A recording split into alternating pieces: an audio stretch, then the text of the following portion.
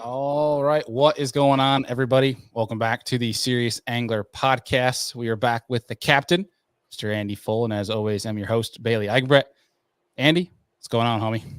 Oh, not too much. Spent the morning fishing. Had a last second cancellation, so we went out and poked around and had some fun. What's up with you?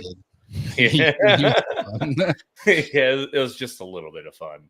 So, what'd you end up with your bags? I know you got a sixer today. Yeah, probably around 24 pounds. I dropped a couple big ones, like messing around, and it's like, oh, that's not the right hook for that bait, and realized it and changed out the jig head, and all of a sudden I started putting them in the boat. So yeah, it was good. 24 is pretty good for August, man. It's been unreal. 20, like I think the lowest bag I've had all of August is like 21 and a half with clients or myself. Yeah, it's been legit. So you already got me going down a rabbit hole here for people tuning in. But so when you notice it was the wrong hook, kind of give us the nitty gritty. What did you have to change up? So all I did was went from like a 2-aught hook shank to a 3-aught hook shank on the bait I was using, and it was just hooking them better. They're kind of short grabbing it, and it was a jig head minnow bite on forward facing sonar, and they would chase it for 50 feet and they would finally grab it, but they were grabbing like the tail and half of the body. And as I was leaning into them, I could tell, like, I was like, oh, this fish is hooked like crap. And I'd give them halfway to the boat and they would just pop off. So I cut my jig head off, went to a longer shanked hook, threw it in their first cast, caught him. And it was barely hooked just past the lip and the top of the mouth. And I'm like, that was it. And I didn't lose a fish the rest of the day. Huh, all right. Yeah. So a little nugget for y'all. Yeah. Nice. So it was fun. I'm not going to complain. 5 hours in, caught 20, 25 fish, and they were all big. So, hey, no complaints there. That's for sure. Because it beats my day. That's for dang sure. It beats our day from the weekend as well. So yeah. But it was good to get out, bro. Because we haven't fished together in a long time. No. So it was good to go and get into some shenanigans. That's for dang sure. Had a good time nonetheless. But lots of shenanigans as always. Yeah. Dude, speaking of shenanigans, I'm looking forward to this weekend. Thankfully, my work actually gave us off Friday, and I'm headed up to Adirondacks. We got a tournament on the Fulton Chain, so I'm going to hang up around the Adirondacks, do a little poking around too. It's always fun to get up there and explore. There's a bunch of lakes up there you can get a kayak into and creep through the woods type of deal and get on some fish that don't normally see too many baits. So it's a good time up there. Looking forward to that. But we have a great show ahead of us today. We got one hell of an angler coming on here. Probably, arguably, I'd say the best in New York. Mr. Casey Smith, hot off of a Toyota win, which I want to call out. He called. We were on the phone maybe 3 weeks ago. He called that he was going to win this damn thing, which was very deja vu of Hamner calling that he was going to win the Classic on the show. So I think there's a trend here. If you come on our show and call something, it's just bound to happen. So for all future guests, call your shots on the show. And I think Jake Whitaker did it too, right? Or when he won Chick. Yeah, he did the same thing. That was like 3 years ago. Yeah. I think it was that 2020, 2021. Yeah. Somewhere at COVID time. Yeah. But we got our pal Mr. Casey Smith coming on, and then later after Casey, we got the OG. I think he was episode, I think I looked it up this morning. It was like episode 9 or 10 of Serious Angler. He's been on probably 4 or 5 times.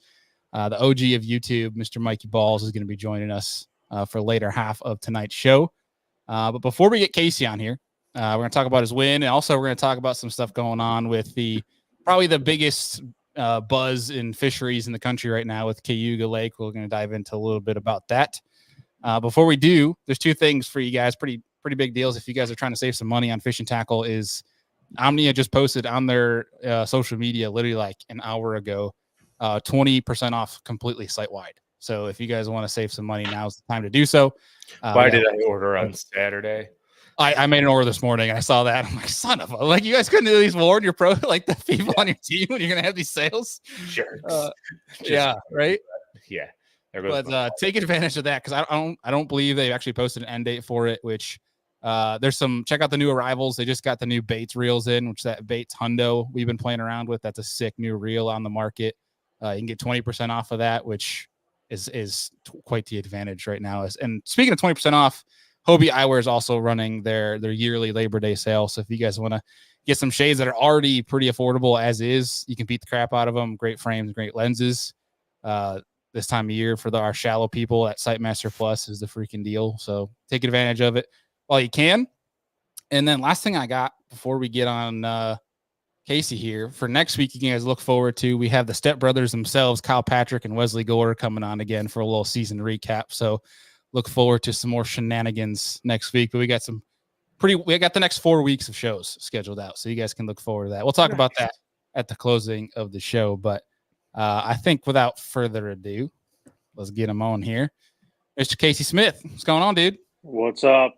Just to clarify, I didn't get too much out of my shorts. I said if I come on, it would be great if I won the tournament in AOY. And I blew one of those yet again, but we did get the tournament done, so that was good timing. Yeah, I was trying to give you all the props that you can call your shot here. I know. I don't want to get too far out of my shorts, though, because then I'll finish last in about 30 of them in a row. So got to be careful. Yeah. Well, dude, first off, congrats on the dub. Definitely not a shocker, I think, to anybody that knows you, but it's got to be cool to add that to the trophy case.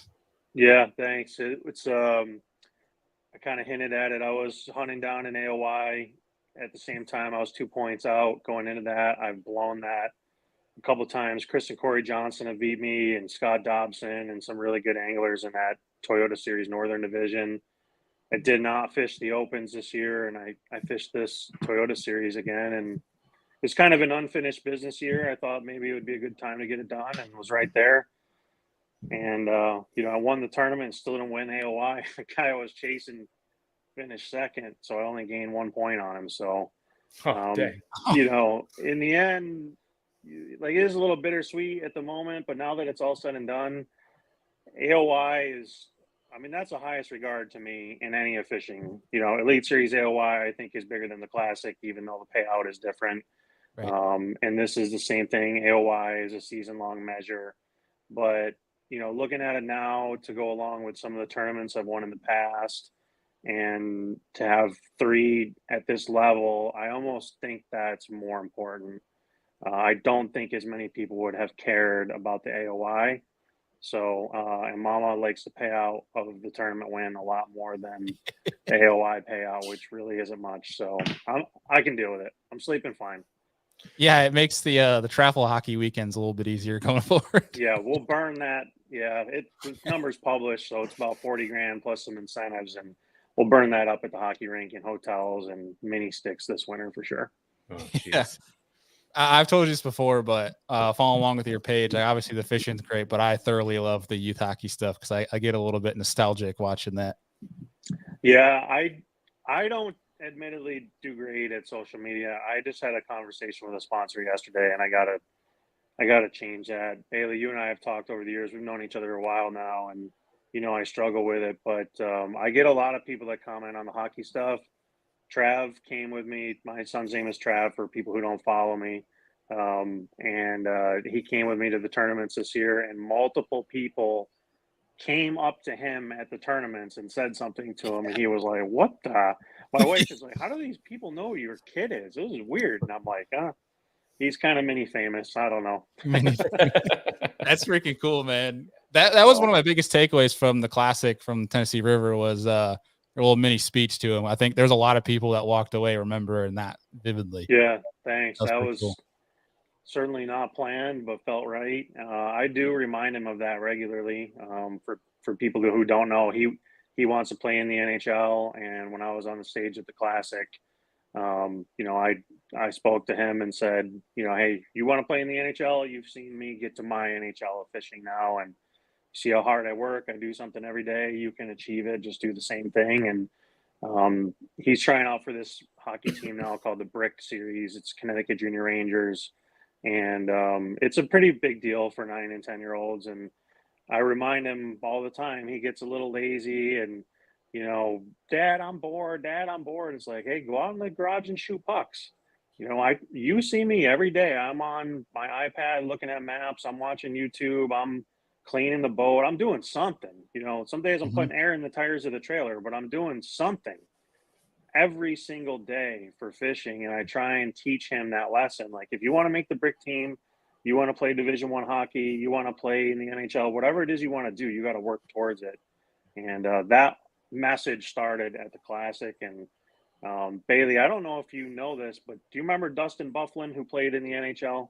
Yeah, he was actually there when Gussie won. Yeah, so that was the classic that I was at, that I fished, and he saw that and came up to me at the Champions Toast party.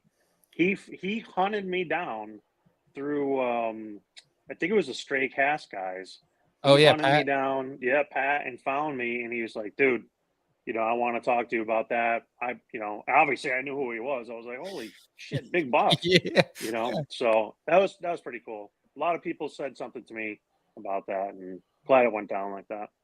That's freaking cool, man. And for whatever reason, there seems like there's a cool connection from the hockey world and the fishing world. Maybe it's just because we see it more often with that sport, but it seems like there's a tight connection between there. There is. So I saw a guy tonight. I was at work, and a guy at work, his kid plays hockey. He showed me a picture of a guy at Blast Off at the Toyota this weekend that had a hockey helmet with a visor on, or like his running helmet running down the river. Like guys wear a save face or a motorcycle helmet. This dude had a hockey bucket with a full visor on for running down the river. He had a Chicago Steel sticker on it. So whoever that dude is, send me a message, because that was cool and that was funny.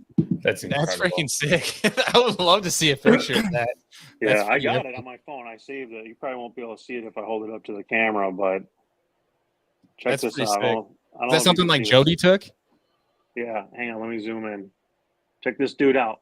Oh my god, is that the bubble? Oh, fishbowl. Full-blown fishbowl on it. Heck yeah. Whoever that guy is. I was hoping it was like a half visor, right? Like but I sent it to a few of my hockey buddies, and like, dude needs a windshield wiper on that thing if he's gonna run down the river like that. Just straight bugs. Yeah, if you can't send that to me, we'll let the social media do its thing, and we'll let the community find them. I'll text it to you right now, because that is so funny. That's golden. I absolutely love that. Yeah, we got to find that guy. Someone's got to find that guy. Hopefully he's watching. Yeah, hopefully he is. Yeah. Raise your hand if it's you. That's pretty good, man. All right. Well, so dude, I know you were on Bass University today, and I encourage people, if they want to hear some more nitty gritty on the win, to go and listen to that one as well. But we got to talk about it a little bit. I think Andy's got to run here for a second, so he'll be right back. But dude, kind of give us the 101 on the dub here. How you got it done, what you found, that sort of thing. Yeah, so I made a huge run. I went probably 80 miles, maybe even a little more, down the river. We were taking off out of Messina, and it's typical deep smallmouth fishing on the St. Lawrence, fishing around shoals and stuff. I found something a little bit unique in that the area I was in had a large presence of bait fish. Some alewives, but something smaller. I don't even know what they were, if they were just juvenile alewives or what they were.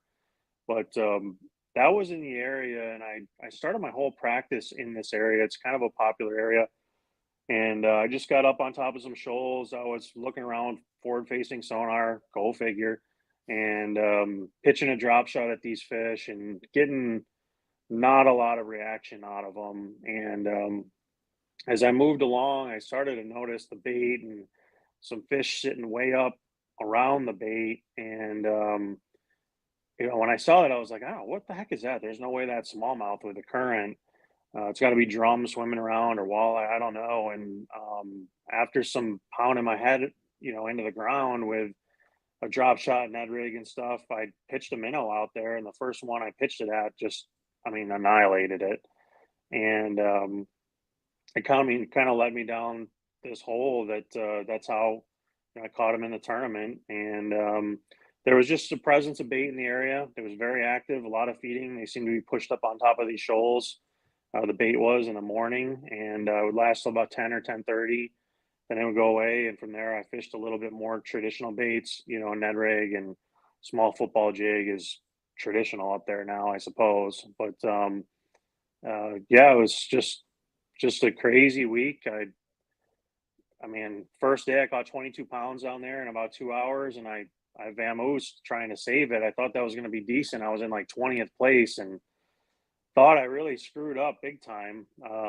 Guy was chasing an AOY, had 25, and so I think there were 7 bags over 25 that day. And I was just like, oh my gosh, where what did I do? I went up the river to another area that I thought was really good. I was fighting running down there all week. Like it's a monster to run 80 or 90 miles down the St. Lawrence River. The Elite Series guys make it look like it's nothing, and they deserve way more credit than they're given on the coverage because it looks like it's easy, and it is grueling. I mean, your body's sore, your mind is worn out, you're literally spending $300 a day in gas. Like that is not an inaccurate figure. Yeah. So I really did not want to do it, but I saw a clip when I was watching the Elite Series coverage where Zona was talking to Davey Height, and he said, "Davey, do you know why anybody in their right mind who, I mean, it's no secret, all the big fish are Clayton, Cape Vincent, and the lake." And he's like, "Davey, do you know why anybody would not run down there that has in this tournament?" And Davey was like silent. And I thought he was like a little blown away that Zona would ask that. And I'm like, oh my God, what is he going to say? And Davey's like, well, Davey was a killer, right? Like this guy won everything. He has one gear and it's winning. And he was silent for a minute and he's like, Melzy, I have no idea why someone wouldn't run down to that end and why they would fish in that river. I mean, maybe someone who is in way out of the standings and going to get relegated no matter what, but he's like, anybody else who has any competitive spirit in them would run down there. And I was fighting with it. And, you know, my wife, the night before the tournament, she was up there with me and she's like, you know, what are you going to do? You're going to run or you're not going to run? I'm like, oh, I don't know. And I just thought about that all week, that saying, and it was like, don't lay up. Like I did that last year in the Bass Open and it got one down there. And I have kicked myself all year about it. And I just said, AOI is on the line. If you run down there and you break down or you run down there and you don't catch anything, whatever, just deal with it. Like don't go home with a safe mentality. So that was what I did. Sent it all the way down there and caught 22 pounds the first day, bailed out, fished a secondary area where I thought I could upgrade, didn't, and was honestly crapping my pants a little bit after the weigh-in because 20th place didn't look so hot. Yeah. Well, so like, was the adjustment just there's a different size class, or what did you? Yeah, was it so area thing? day one, didn't fish it that hard. I fished I fished 2 hours, and day two, I just was like, I'm gonna just burn it down. Like, you know, I had 3 primary shoals in this area. There's probably 100 shoals there, 50 shoals. I don't know. There's a ton of them Yeah. where I was. And I had 2 that I really knew had a lot of fish on it. The third one kind of developed as the week went on. But what I would do was go down and I'd fish those 2, catch a limit, it'd weigh 21 or 22 pounds. And then I'd fish the other ones in the area. I'd just hit ones that I hadn't hit in practice or that morning or whatever. And I'd pick up a couple extra fish trying to conserve those 2 main shoals. And day 2, I just was like, I'm just going to lean on them. And I fished them both twice, fished some other stuff, came back to them, fished some other stuff. And along the way, I just picked up some good bites, like just fishing around. I don't in practice try and dial things in too in depth. I like to fish a little bit off instinct and by the seat of my pants in the tournament. And honestly, that's probably a reason why I only caught 22 pounds down there day one. I didn't really know that there was 23, 24, 25, or 26 pound potential there. I knew it was good. I knew there was a lot of fish and there was big ones mixed in, but I didn't know it was like that. And if you look at my results a lot, my first day is usually my weakest. I usually build and grow as tournaments go on, and that's because of how I practice. And this was a perfect instance. I just learned more and more and more. I leaned on it harder and harder.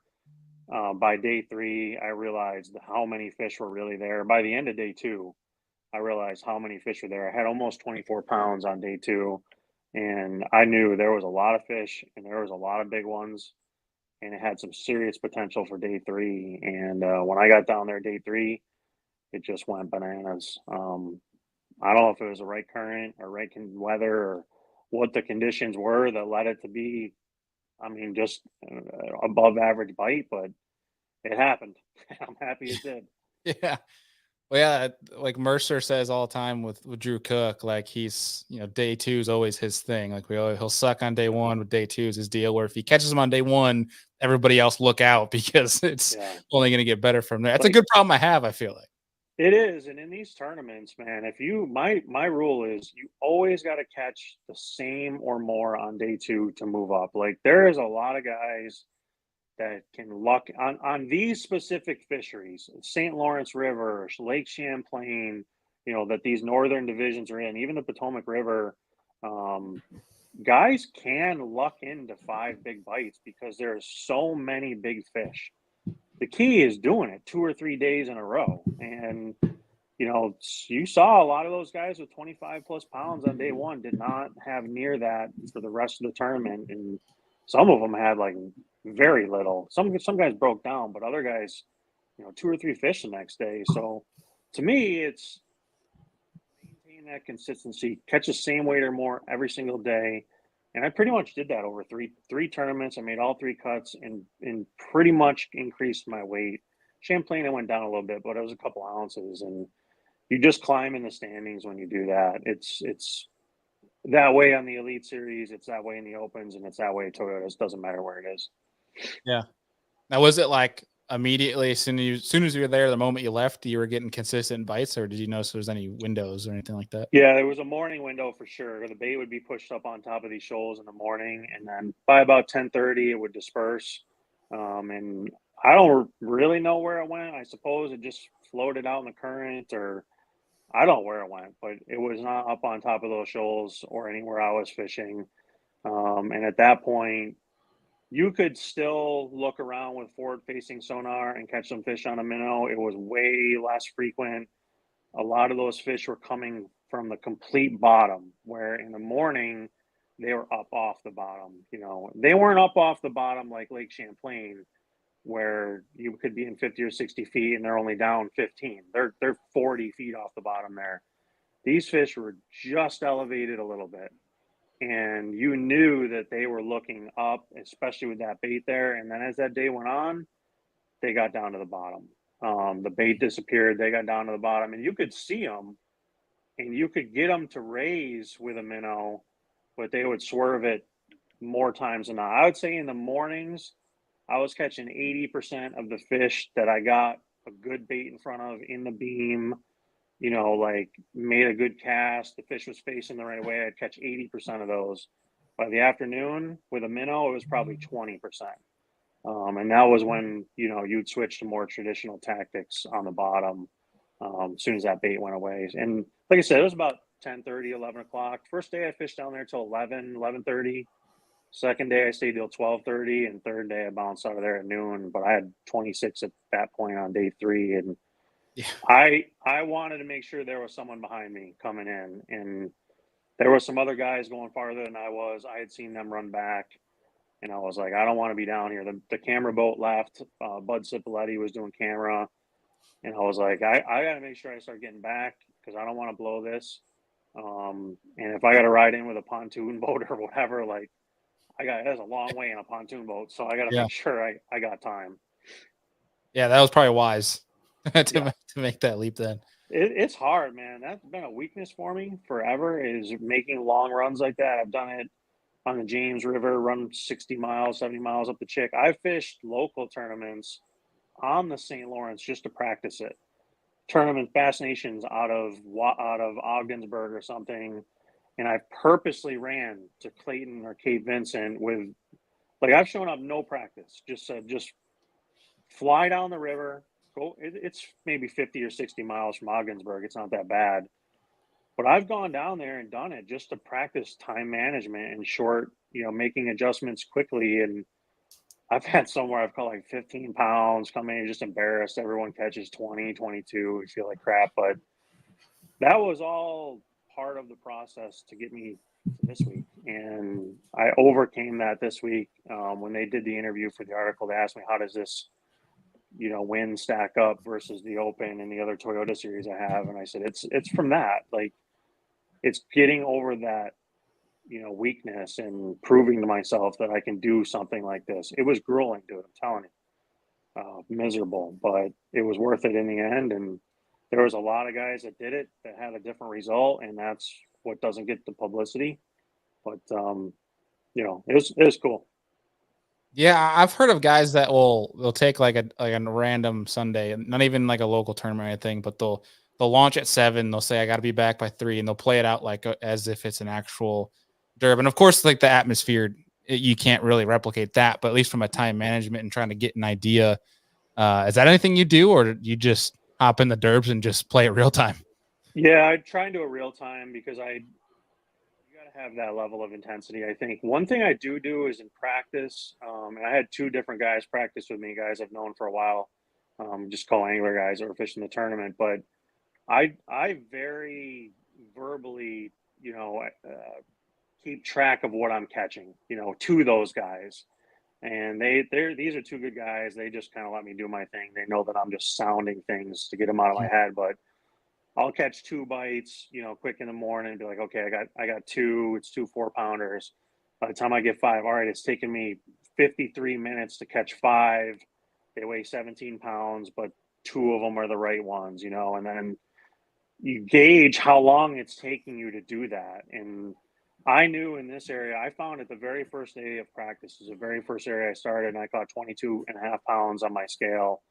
And I weigh my fish and keep track of my best 5 in practice for every tournament so that I know what did I really catch, what are they really weighing, and how long did it take me to catch that. I know if I go somewhere and I have a 16-hour practice day and I caught 22 pounds and had 5 bites, I got a problem coming up, but this one I caught 22.5 in that first morning. I caught 5 bites. I got out of there and I knew like, okay, that's a pace I need to get bites and quality bites for the amount of time I'm going to have. I did recheck this area, which is very rare for me. I almost never do that. But since I found it on my first day of practice and it was so far away, I drove down there. I was staying in Ogdensburg and I drove down there the day before the tournament, put the boat in the water. I checked the 2 best shoals. I got a bite in literally the first 5 casts on each. Fished 2 other random ones. I got 4 bites. I put the boat on the trailer and I went home, and that was the end of practice.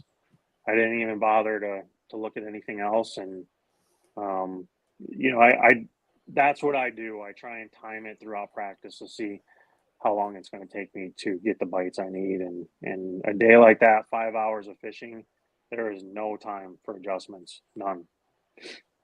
Yeah, I feel like that's really smart in regards to from a tournament prep standpoint. Like to be able to really plan out your day, like the guys that are very good at time management to be where you need to be, like what time you want to be there, like especially your high percentage stuff. I feel like that sets you apart from the other guy that might have found that spot but might not know how to time it right. You know what I mean? Like like I've had a lot of days of practice where there was an open on Watts Bar last year that I was getting good bites, but it was just taking me forever to get them, and they were random, and they were in between. And you come in the end of the day, you're like, well, I caught 18 pounds today, but it took me 14 hours to catch it. And one was on a brush pile, one was on a ledge, one was in the grass, one was on a dock, and one I was just hanging my bait over the side eating lunch. Like, that doesn't count. You're not going to do that again. So I try and really, really, really focus on that aspect of what it's going to take to put a winning weight or a good solid weight together, depending on what you're on. Now, on top of that as well, Casey, do you track like what time your bite windows are through the day too when you're planning out your tournament days so you understand where and when they're biting to make like your routine? Vaguely, yeah. Just in my mind. I don't write it down or anything unless it's a title place. Then I will sometimes write it down. I get a little lazy and don't do it super thorough, but I start practice trying to be thorough on title place. But yeah, I pay close mind to it, and then I pay close mind like on a smallmouth place. Okay, I had a flurry of 4-pounders in the afternoon. The sun was bright. It was a little bit of wind, and they were on boulders. Like, okay, I know that they're going to need to be set up to be on that. That's not going to be better in the morning, right? Because those fish are not going to be set up on that stuff. Whereas this was different.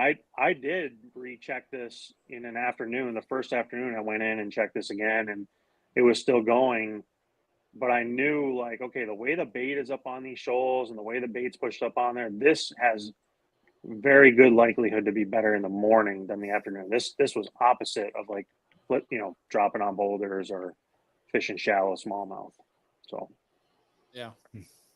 Well, last question on this, and then we can start switching gears here. But for throwing that jig head minnow, because we watched the elites do it. Obviously, you won on it.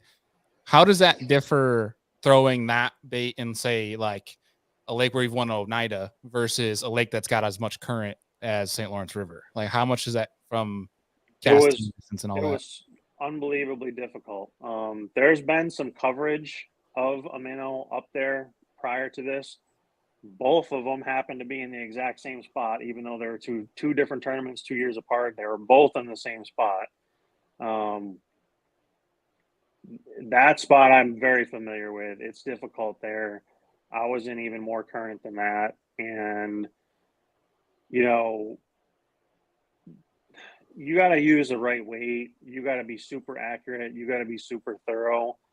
I get super frustrated when I see comments online about how forward-facing sonar is easy and it's destroying fisheries and it's blah, blah, blah. We're going to go down a rabbit hole here for a second, but let it rip, man. That is not easy, man. I'm going to tell you right now, not to, pump my own tires, because there's been other people that do it in a little bit different way up there, fairly similar. To keep a bait in your beam with a 1 mile an hour to 2 mile an hour current, to cast accurately with the wind, to control your boat, that is not easy. And from there, we were scoping them on the bottom too. And that's probably a little bit more of a secret that I'm giving up, but it's part of my argument that's necessary to make it valid. To swing a bait down like that and keep it from going under your boat and to present it naturally, the weight, okay? You cannot use, they said all week last week, quarter ounce weight, that was BS in that Elite Series tournament. Quarter ounce weight would be clear to Messina before it got to the freaking bottom. It's hard, man. And it's no different than any other specialty. Okay. I've been doing this for a long time now. I'm 39. Somehow I'm an old guy at 39, and I've been out fishing this level of tournament for almost 10 years. And I've had a lot of experience trying to specialize certain things. Okay. We did it dropping on boulders before everybody knew about that. We did it fishing an A-rig on shallow rock before anybody did it. We did it fishing sand flats. We did it sight fishing. And people do this specialty fishing, all different things. It can be done sight fishing, ledge fishing, fishing docks, live scoping, flip and brush. It's all specialty stuff. And it's all the same, that when you dedicate to it, it looks easy, right? When Denny Brower flips brush when I was a kid, it looked easy. Me and my dad would go flip trees around here when there used to be trees in the lakes and cut them all down. That was not easy. To skip under a dock like Jason Christie, not easy. To sight fish like Drew Cook or Jacob Porosnik, not easy. So they make it look easy. It is not easy. Dragging on the St. Lawrence River, okay? Or Andy, on Lake Erie, dragging. Semi easier, but very specialized technique. You throw the current in there, slipping the current, dragging on the St. Lawrence, very difficult. And using forward-facing sonar is the exact same. I don't care what anybody says. My dad, on the way home on Sunday, he's an old school bank fisherman, tournament fisherman from the 80s and 90s. He told me on my way home after I won this tournament, live scope should be banned. It was basically like, son, I'm not mad, I'm disappointed. I was like, Dad, man, like, come on, man. But all joking aside, I was like, Dad, like, it's not like that. Everyone makes it seem like that, and it's crazy. Put your trolling motor down on the St. Lawrence River and troll around and try and find a bite like that. Put your trolling motor down on Lake Champlain and try and find a bite like that. It is unbelievably overwhelming. You're looking at 100, maybe 200 feet. Dude, the inland, everybody knows, go to the inland sea to find that on Lake Champlain. The inland sea is the size of Oneida Lake. It's 20 miles long and 2 and 3 miles wide. Yeah. You got a beam that's 3 feet wide, looking out 100 feet. Maybe if you got a different transducer, you're looking out 200 or 250 feet. Whoop-de-doo. They could be anywhere, and they're this long. Not easy. I don't care what anybody says. It's not easy, and it's overwhelming, and it's specialized, and it deserves more respect. The last thing I'll say that really pisses me off about this, now that we're really fired up, is might as well. We are catering to we're in the hole. We're in the hole. We're on fire in the hole. Throw the rope. Yeah, I'm in it now. Just leave me here. But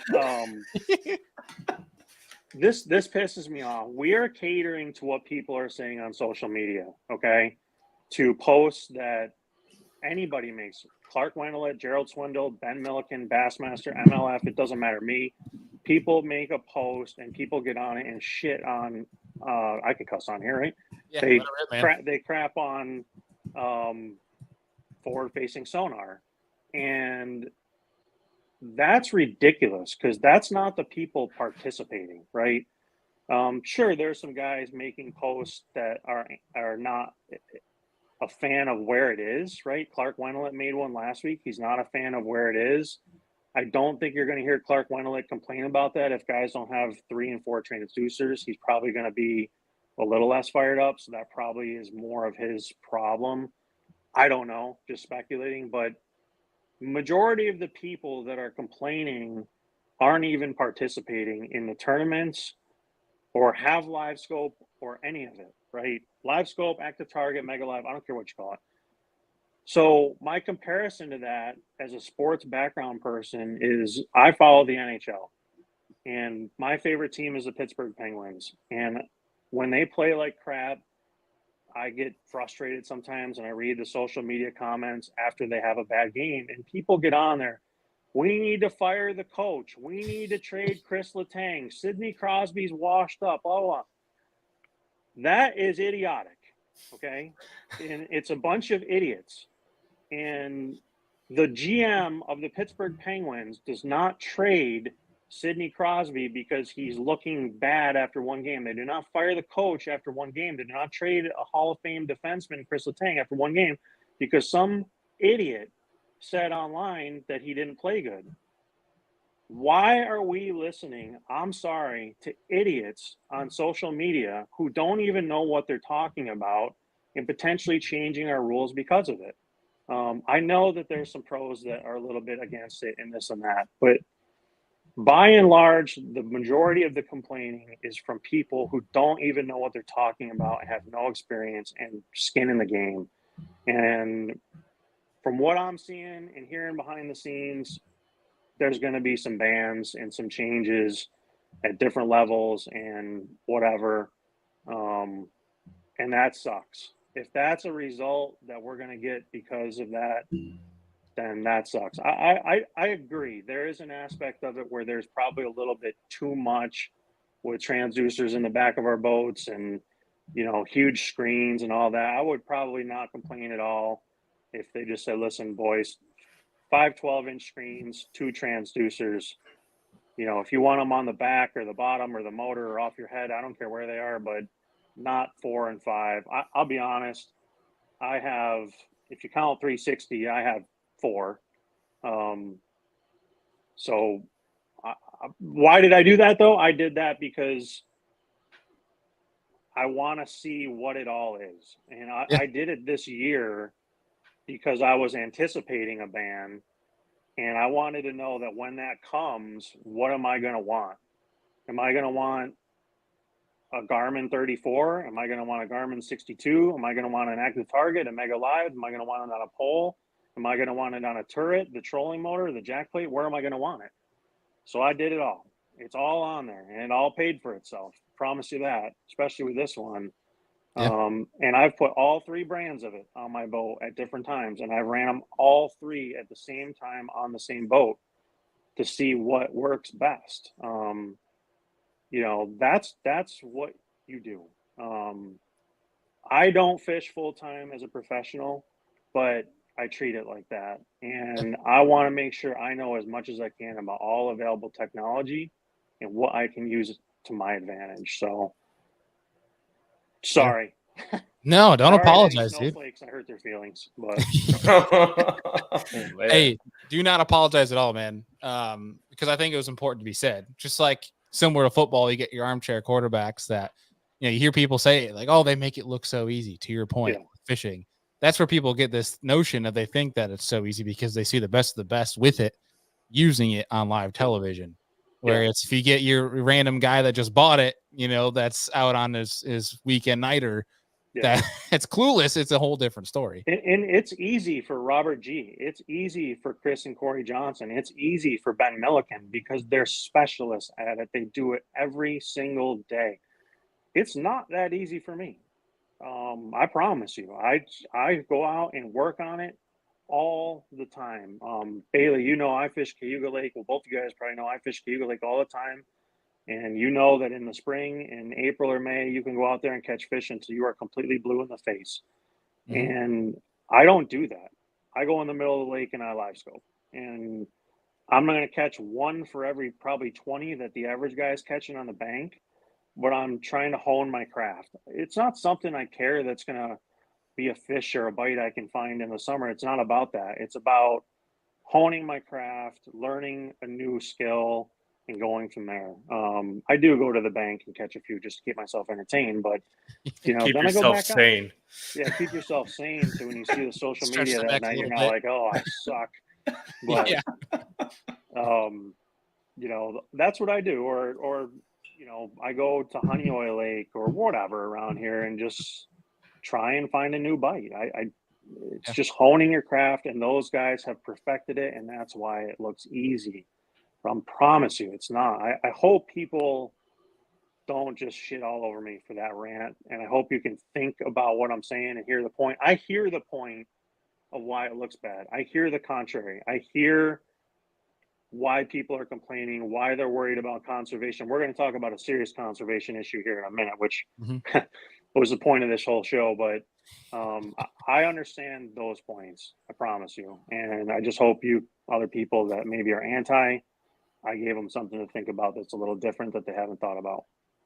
Well, yeah, and I'll say to cap that is whether you agree or not, it's important in this deal when you're looking at forward facing sonar is you need to look at both perspectives here. You can't just because you got one opinion doesn't mean you can go to social media and blurt out whatever's pissing you off. You need to so like with the Clark Windlet, here's a great example, and we shouted him out on last week's show. Is Clark spoke his opinion. He gave some reasoning behind why he believed that, and then Pat Schlapper, who disagreed on this opinion, was mature about it, and they actually discussed it in the comments like mature adults do. I saw that. And I thought that was really well handled. If we get more people to discuss like that, it's okay to be against it or for it. It's just if we can handle and find what works for each, and actually do it civilly, not bickering at each other in social media comments like children. I think that's what's important here. Like it's good to have conflict in the sport because that's how we find and advance. And that's a good thing to have. I appreciate your opinion on it, and I think you make a great point where it's hopefully whoever's listening to this that might not be very pro forward facing can take a second to really break down what exactly you just said, because I think it's very and trust me, I get it. I get the other side of the story. I get the barrier of entry to feel like this overwhelming. I have a brand new boat on order right now, and it's overwhelming what I might have to spend in electronics to rig that thing. I get that. You don't need all that. I mean, if you're going to go out there and participate in Toyotas or Opens or want to be on the Elite Series, you probably need it. But if that's the case, you probably a different situation altogether anyways. So I get that. I take a little boat. I have it in my backyard. It's a 12-foot aluminum boat that I have a trolling motor for, and I take my son out in it, and we fish ponds. There's not a sonar beam on that thing. And I have as much fun in that as I do some days like I did at the St. Lawrence River. You know, we have a pond in our backyard and I fish off the bank in that. And I have just as much fun doing that as anything else. And there's a place for all of it. This is pro bass fishing, the highest level. You know, we shouldn't be restricted. There should be no restrictor plate in this. So let it rip. Let's be innovative. I did something innovative last week with it. What are we going to turn up with it? Who knows, man? We're not going to destroy the lakes. It's not going to happen. It'll be just fine. The fish will adapt. Everything will change. Same stuff went on about an A-rig, and here we are. Still got bass. We still catch them. Yeah, I think it's safe to say the same went on with side scan was first like introduced, and Kevin Van Dam was waxing everyone with it, right? Like, yeah.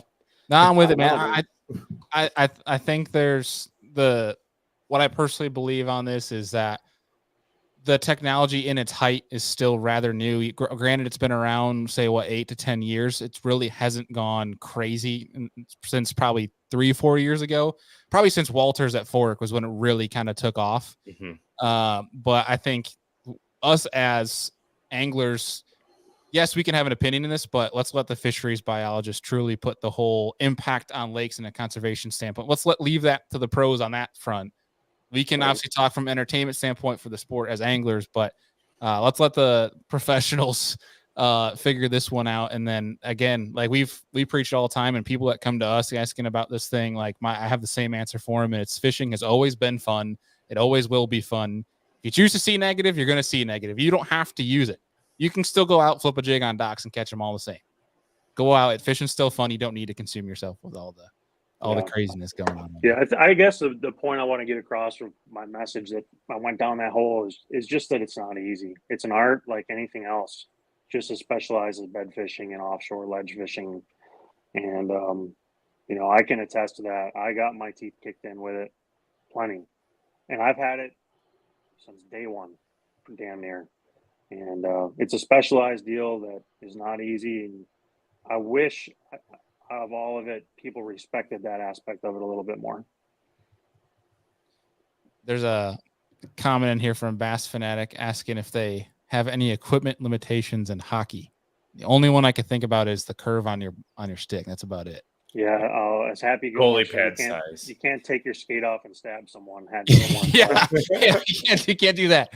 Goalie pads. I think stick curve is gone, Bailey. Oh, is it really? I think it's gone. Yeah. But yeah, goalie pad size would be what else we got in there? Who's shitting on me in the comments? Give me someone.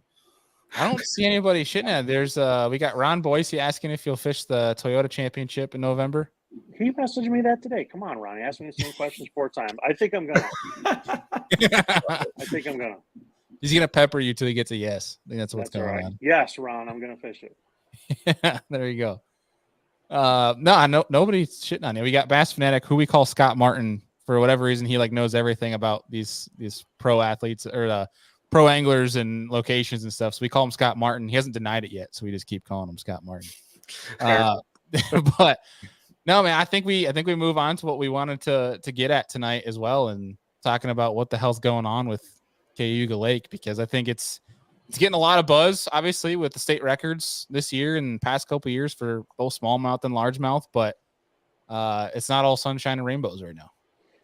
Yeah, so this is a lake that's special to me. We had a cottage there when I was a kid. I grew up there. I got married on the lake, and I fish the lake every minute I get, basically. And I think it's well publicized. 5 years ago, it wasn't. It was great. I had it kind of to myself, but it is. I've been everywhere, man. I've been to Florida. I haven't been to Texas actually fishing, but Tennessee River, all the big ones, Gunnersville, Kentucky Lake, back in the heyday, all of it. Cayuga Lake, in my opinion, is the best lake largemouth fishery there is in the entire country.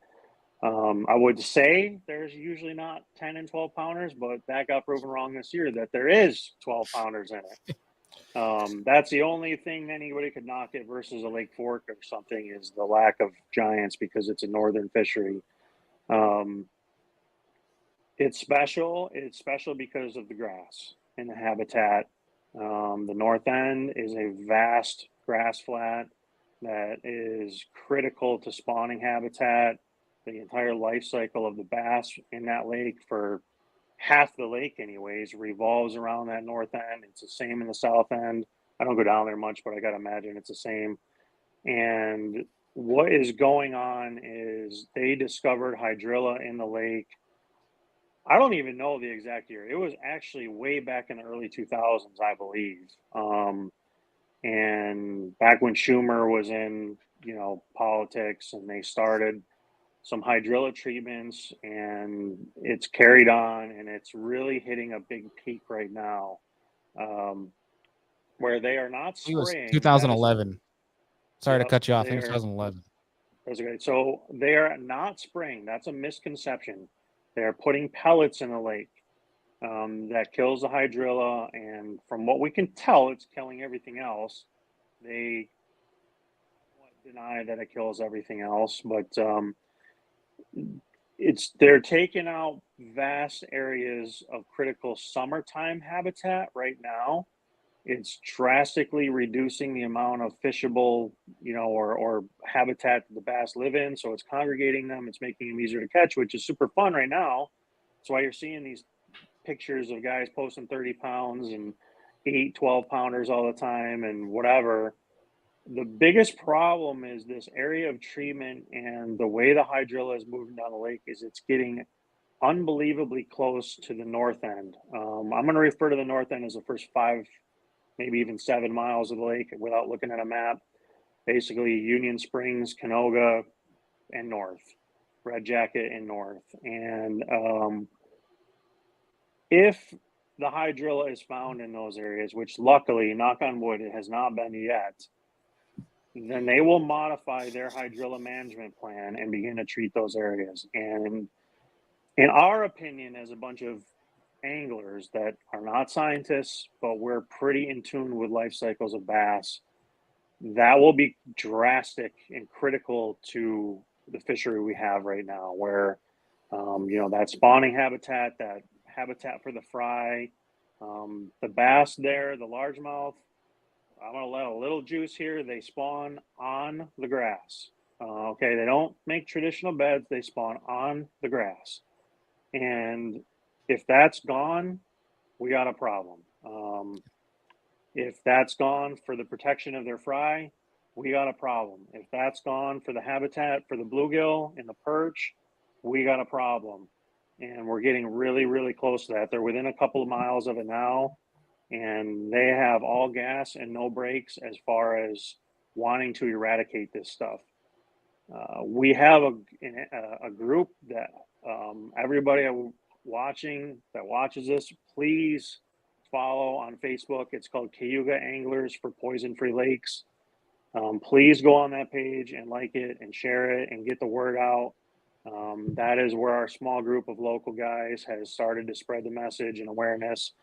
And we have gained traction with the New York State DEC, the Corps of Engineers, the Watershed Network. They're all communicating with us and me specifically very openly and well. They are trying to do a job, which is eradicate an invasive species, and that's what they're focused on. They're not fisheries biologists. They're not anything else. They're only trying to do one thing.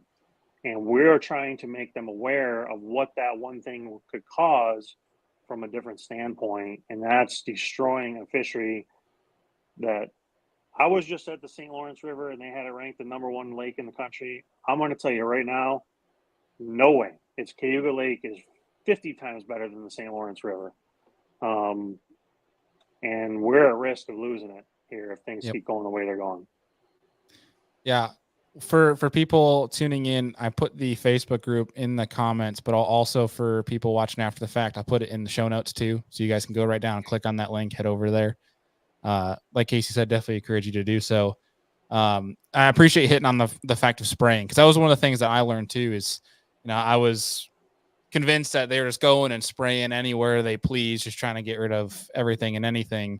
But yeah, it's the pellets that they're using. And that was the one thing the biggest thing I was always curious about is if they understood how that wind-driven current worked, where it's how do those pellets, actually move and things like that. So that's the first thing we kind of brought up to them was, listen, what we're seeing as a group of anglers is yes, they're treating the grass. We're going to call it spraying just because it's easy, but it's spreading pellets. Yep. So they're treating the hydrilla in areas that they publicly tell you. Okay, it's not hidden. There's hydrilla management plans on the state website, on the Watershed Network. They're very readily available. We post them. Me and John Lorenzo put them on our Facebook page. Guys can go on there and read it. And they stick to those areas very closely from what we've seen. I get a lot of people who get on the lake and text me pictures and videos. They're out here spraying. They're out here spraying. Where are they? Send me a waypoint. I want to know. And it's always been within the areas that they say. That's not the problem. But what we're seeing is other areas of the lake are changing. And the initial concern was that wind current, and there is natural current in that lake too, on a lot of it. That is moving the pellets and the treatments and whatever the pesticide up and down the lake, and they're denying it.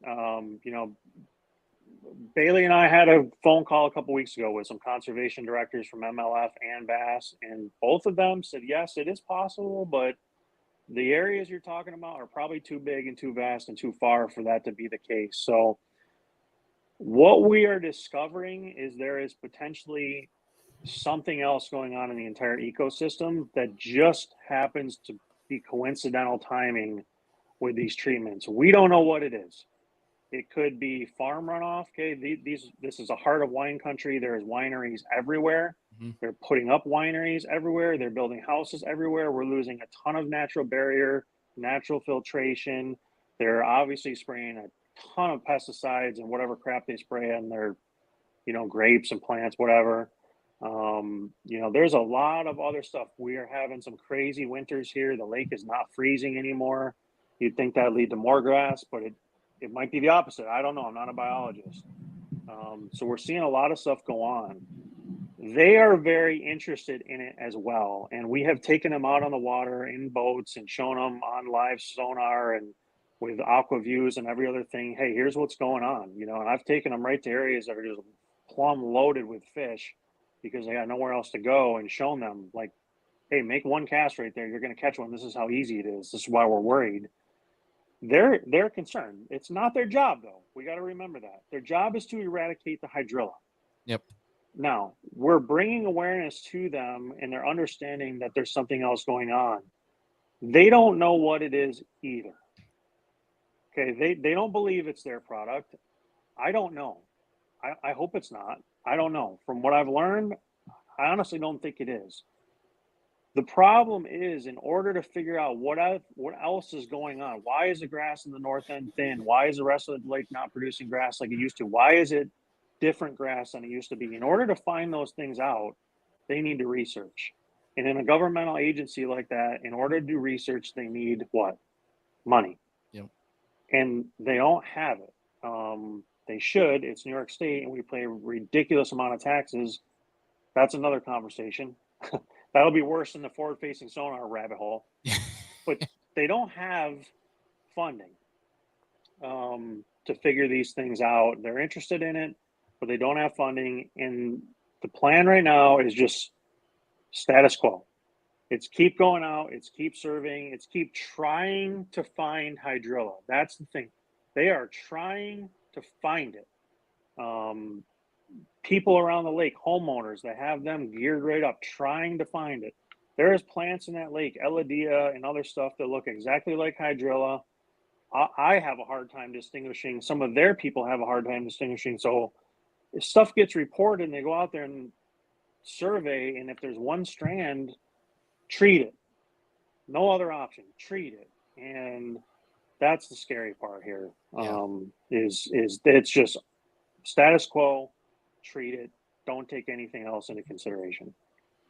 I really wish, and granted, I'll specify, like, I'm not qualified, I think, from a biologist standpoint. This is why we pulled in Stephen Barden and Gene from Bass to speak with this. But I wish they would just take a break for a year or two on the whole pellet thing and just see what the lake does, and take that money and put that back into the research aspect and just see what happens, see what Mother Nature does with the lake. You might be able to better evaluate if from the runoff, I feel like it's not a hard way to cross reduce, if you will, like figure out where those specific farms are, figure out where the creeks lead to, and test those, because you're going to be able to pick up if there's chemicals in that stream or not. But I feel like the process of they're doing it could be refined. I feel like it's overcomplicated right now when it doesn't need to be. I feel like they're just doing something to do something right now when we could just leave it and just see what happens with it. I don't know. I could be wrong there. Yeah, I don't disagree with that, and I said that too. The downside, we kind of jumped way ahead. The downside for anybody who doesn't know how this works, their concern of the hydrilla is due to a large, shallow area in the lake. The hydrilla will grow out to 20 or 25 feet and just choke out the native grass, make it impossible to boat and recreate, and make a mess out of it.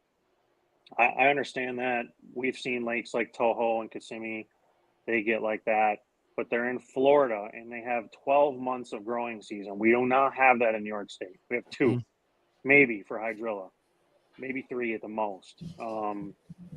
I agree. That was one thing I said, is just let it go and see what happens. Now, do I want to find out and see it if they're right?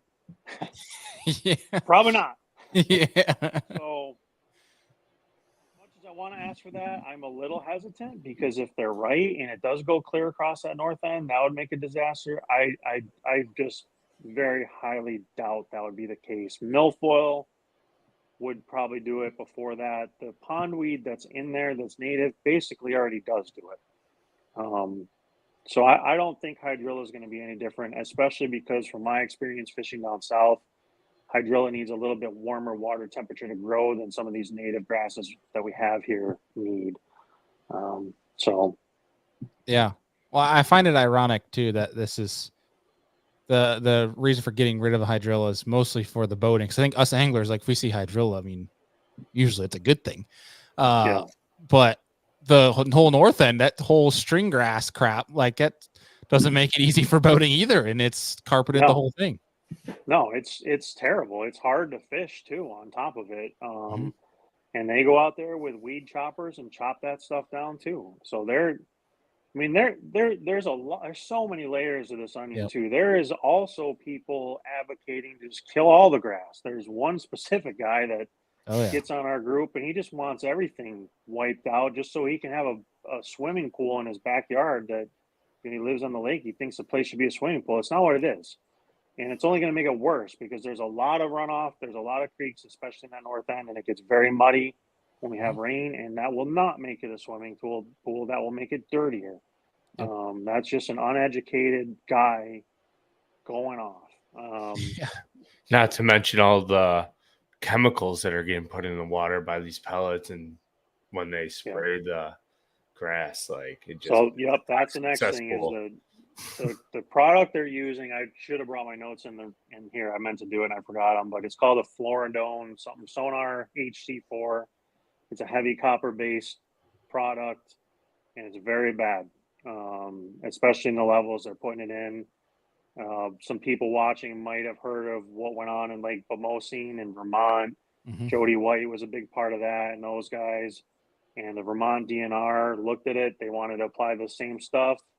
And a very, I think it's probably safe to say, a very liberal government up there that would be on the forefront of eradicating invasives, which in their case was milfoil, pulled the brakes back and didn't do it because of how harmful the sonar was, and they wanted more information and research.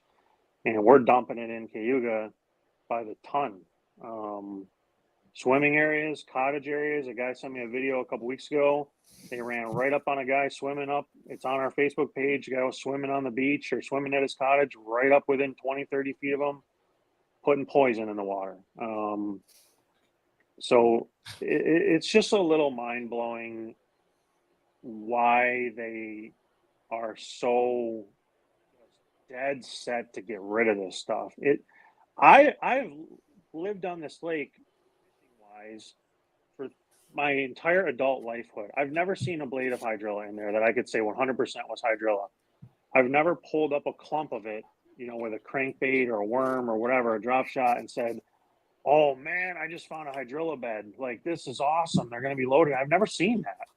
When I went out with them last year, they took me right to a spot that was known to have hydrilla, and they were treating it actively, and it was there presently, supposedly. We dropped an aqua-view camera down, we dropped grass rakes down, and I didn't see crap. They didn't see crap. Couple of sprigs that, maybe it's Eladia, maybe it's hydrilla, we don't know. From aqua-view, the only way to find out is dive down there and figure it out. And they do that. They send divers down there and survey. So to me, that's the maddening part. It is not creating a hazard currently. If we see it, then fine. Do what you're going to do, I guess, and ruin the place. But it's not in that state right now. Not even close. Yep. Yeah, completely agreed. And it just, every time it brings me back to the fact of, it seems like there's so many things going on that are being forced that we need to just go back to square one here and just let Mother Nature do its thing. And then she's going to show you the signs of what's happening. It's just where there's too much, I think, interference right now to really get a clear picture of what's happening with the lake. Yeah, because it could be one of those things where it's simply a lake cycle, obviously, but I think there's some interjection in there from the pellets, but or whether that's runoff from a winery, but we won't know because we're too busy interfering. And again, that's not a qualified answer, but that's just, I guess, personal opinion. But yeah, I've seen this lake go through all different changes. Bailey, you were too young to remember this or even have seen this, but that north end used to be milfoil from one side to the other. Like, the most beautiful stuff you could flip and punch. And, they go out there and cut some boat lanes in it and the weed. I remember when I was a kid, the weed choppers would come out.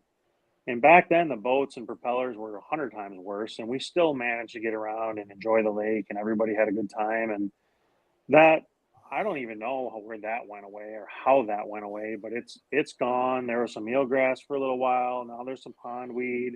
We went through a big phase where there's a lot of coontail. That's basically just vaporized at this point. Who knows where that went? So it goes through these cycles. Like, it's not. I would be so unbelievably surprised if it turned into a carpet of hydrilla. That I just don't see it being likely. Yeah, I hear you, man.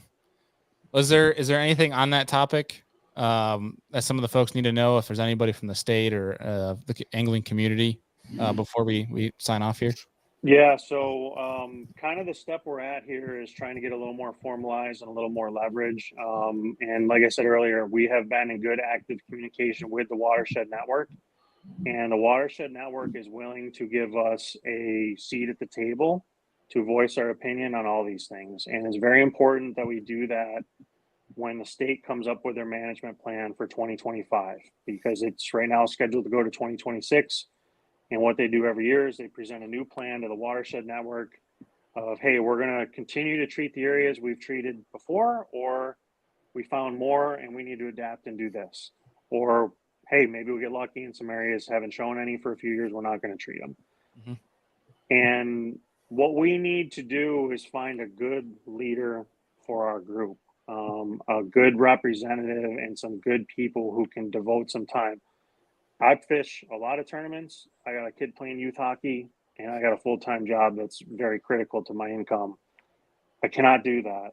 John Lorenzo is the person who started all this and is responsible for why I'm even here talking about it today. He is in the same boat. He's a busy man that has a lot of other things going on, and although we care greatly about the lake, time is there's only so much of it. So we're trying to find someone who can really help head this up, be our representative, get some people to join in the Watershed Network and get a group who can sit at that table for their meetings and say, listen, your hydrilla management plan, we understand you're going to go into Union Springs from an angling standpoint. This is what will probably happen. Someone who needs to get fisheries biologist people involved. We just need some more people here. We need to come across someone with a legal background. That's why you and I talked about having this conversation tonight, was hopefully that person is in the audience and or someone in the audience knows someone and can put them in touch with me or you or our group, and get this thing a little more leverage than we currently have. Right now, we're just some local bass fishermen and trying to make a little bit of noise, but we're probably not going about it the best way we can. Yeah. Somebody that can, I think we touched on it too, that can keep a level head, because a lot of us, I think, are in agreement, and I think it's been great that you've been able to shed this light, Casey, on, the groups that in play have been communicative on this, and they're willing to talk about it. But at the end of the day, a lot of us anglers are very passionate about it. And if a conversation goes the wrong way, we need to have somebody that's level headed that can keep that going. So yeah, like Casey said, if that's either you or somebody, that'd be a great candidate. Reach out to us on the podcast. Reach out to Casey. His social media is linked down below. Follow him while you're at it. But yeah, definitely please reach out, and we'll love to see this thing turned around, because it's an incredible fishery which the country's gotten to see, and we want to keep it that way for generations to come. I'm sure you would love to have Trav be able to fish this 20 years from now and be able to catch the the giants and the bags you're catching today. Yep, that's a big thing for me. It was. I want my son to enjoy it the way I have, and I want it to be there for a long time. And where I think we're just at risk of seeing an issue. We saw a bad issue in the early 2000s. It had largemouth bass virus in there. The place got killed off, and it was pitiful. And since about 2010 or so, it's been just coming back stronger and stronger and stronger every year. It's unbelievable right now. Maybe we're looking at this wrong. Like forward-facing sonar, we looked at both sides. Maybe we're wrong, and hopefully we are. That if they continue to treat it and the grass goes away, it will only get stronger. I doubt it. Maybe we'll get lucky and it'll keep getting better. But it's good now. Just leave it alone. Yeah. Leave me. Lake's big enough. Jesse Clayton in the comments said, "Has anyone talked to ESF about it?" No, not that I'm aware of, but it's a good idea. Yeah. So I can. One of my good friends went to ESF. I can ask him if he knows anyone who we could contact there. So. Yeah, I can ask around too. Nate Woislaw was my high school tournament partner, if you will. He went there. I know there's a few guys like Caleb Conrad was the coach for their team. There's a few people we can try to get in touch with over there, but yeah, definitely. Yeah, some of the colleges are involved. Like Bailey, you go to both you guys probably know, you go to the ramp, and a lot of we call them the ramp monkeys, but they're just kids that are there inspecting grass in your trailer. They're, I believe, involved with Ithaca College and some of those schools. Could be ESF too. I don't know, but yeah, I'm with you, man. Well, dude, anything else before we get you off this thing? Anything that people should tune into? Yeah, we went down some rabbit holes there. We went way off track, but it's all good, I appreciate it. It's stuff I'm passionate about. It's fishing, and it's a big part of my life. And appreciate you guys having me on to talk about it. Yeah, for real, man. I appreciate you taking the time out here, and I haven't really said it, but on the water, off the water, maneuvering through this industry, how to not be a goober type of deal. You've been a mentor to me and many in the state of New York and really the Northeast. So it's appreciate you, man. Appreciate taking time to come on and educate people. Yeah, I appreciate that. It means a lot. I cost myself a little bit by being like that. I don't do a lot on social media. I just got told by a sponsor yesterday I need to do more. I need to be more active. I try and do things a little bit old school and in a very new school time. And I'm big about, acting right, getting treated right and all that. And I appreciate it. I appreciate anybody who would, give me a follow and follow along. I'm going to try and do a little bit more here. And you're not going to get a sales pitch on my website. I promise you that. You're going to get real shit and real talk and, Yep. Some big bass, a little bit of travel hockey, and maybe a little bit of pissed offness about forward-facing sonar. So I'm here for it all, bro. I appreciate it, man. Yeah, you guys are doing a good job. I guess we talked before the show. I think I've been on 3 times now, and the first 2 times you guys weren't very big, and you got it going on and figured out now, and a lot of people know who you are. So right on, good work, good job, boys. Appreciate it. Yeah, hopefully we'll make it 3 years for the next one. We'll get to get you on sooner than later. Sounds good. I got a good idea, Bailey. What we should do is an on the water podcast one day, and we'll go out on Erie in the fall and catch like 180 bass. If you have a free day, we can Casey. do that. Now Sounds that, good. Do that. that could be a I fun haven't day. been up there in the fall in a few years, so I used to go all the time, but I haven't been in a few years. So tell Mikeybalzz I said what's up too. When I was first starting, he was a pro staff manager at Gambler Lures, dude. Oh, And, I think he that still was- is. Was he really? Is he really? Yeah, Well, he's nice, down bro. in our queue. He threw his hands up and said, "What's up?" Mikey, I still got my staff code too, bro. Don't cut me off. I still use it every once in a while. That's So, awesome. he Love was it. a good dude. I remember talking to him back when Big Spoons were starting and emailing when I didn't know nothing about anything. And Mikey was an OG. He's a cool dude. Yeah. You guys are the man. Heck yeah. Casey, appreciate you, bro. We'll be talking to you real soon. All right. See ya. See you, Casey. That was awesome. Oh, yeah. Definitely need to get him on here more. We need to make that happen. We'll have to get the real celebrity of the Smith family and get Trav on too when we do that fall fishing. But yeah, that was awesome. A lot of things to take out of there, covering the win, but that the thing going out Cayuga Lake, one of the biggest names lakes in the country right now, and it's great. But somebody, it was actually Stephen Barden that mentioned, we were talking with Casey and Gene about that. Was we've seen these trends happen with those Toledo Bend, Okeechobee. They have these peaks and then crash, and that's what we're trying to avoid is the crash.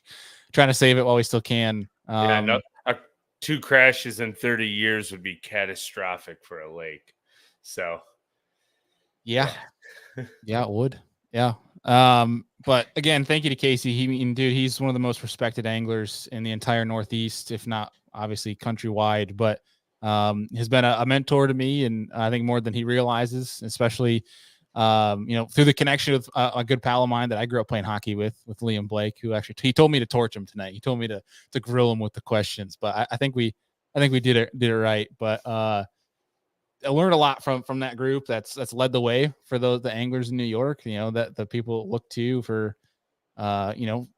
learning how to fish the right way and maneuver the industry the correct way and do it with respect and treat our fisheries the way they should be treated. And, man, it's just, I can't say enough high praise for him. So hopefully we get him back on here sooner than later. But, Andy, we got another show we're going to get into here with Mr. Mikeybalzz. But there is one thing I got to call out here. Because I've had some texts and some DMs already from the beginning of the show, is that there is no X2 Power logo at the top of our screen. You didn't hear me say this show's powered by X2. Unfortunately, the X2 Power brand has backed out completely from the anglers. It's no longer supported by X2 Power. Unfortunately, that's a thing. Brand wide, you're going to see a lot of change with all the X2 Power Pro staff, but I just want to say I appreciate the X2 team, the support over the years. It's been incredible. Awesome. And unfortunately, all chapters do have an end. And we're just going to be moving on to the next one. There's going to be some new things coming from Serious Angler for the remaining of 24, but also into 2025. So I just want to say thank you to X2 for everything. And, all good things must come to an end. So I know a lot of people, we've gotten into X2 Power batteries. We still fully support the product, and it's definitely don't, trying to talk bad about it at all. Just want to let you guys know, because there's some people who are going to see, hey, why was there not, the original X2 introduction? Why is the logo gone? And just wanted to state that before we moved on to our next badass guest for tonight. Oh, yeah. And so with that, we don't have a commercial to split these things up. So we're going to go into it right away. And let's get him on here, because we've been keeping him waiting for 20 minutes now. And that is Mr. Mikeybalzz. What's going on, bro? What up? Dude, Casey is a cool ass dude. Yeah, he is.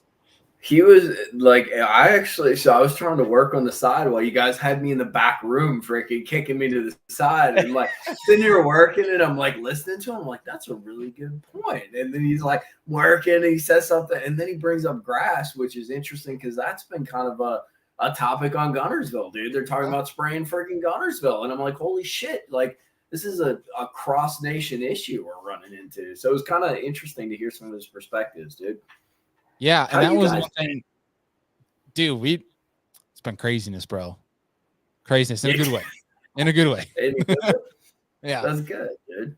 To your point though, Mike, I wish I had gone to and asked Casey about the steps he'd gone to get involved with the state, because he's really led the way for us in getting even just in touch with these organizations.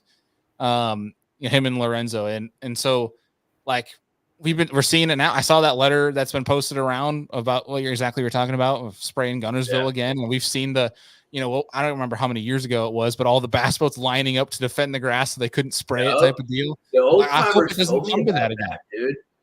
Yeah. Oh, bro, I'm going to start some shit.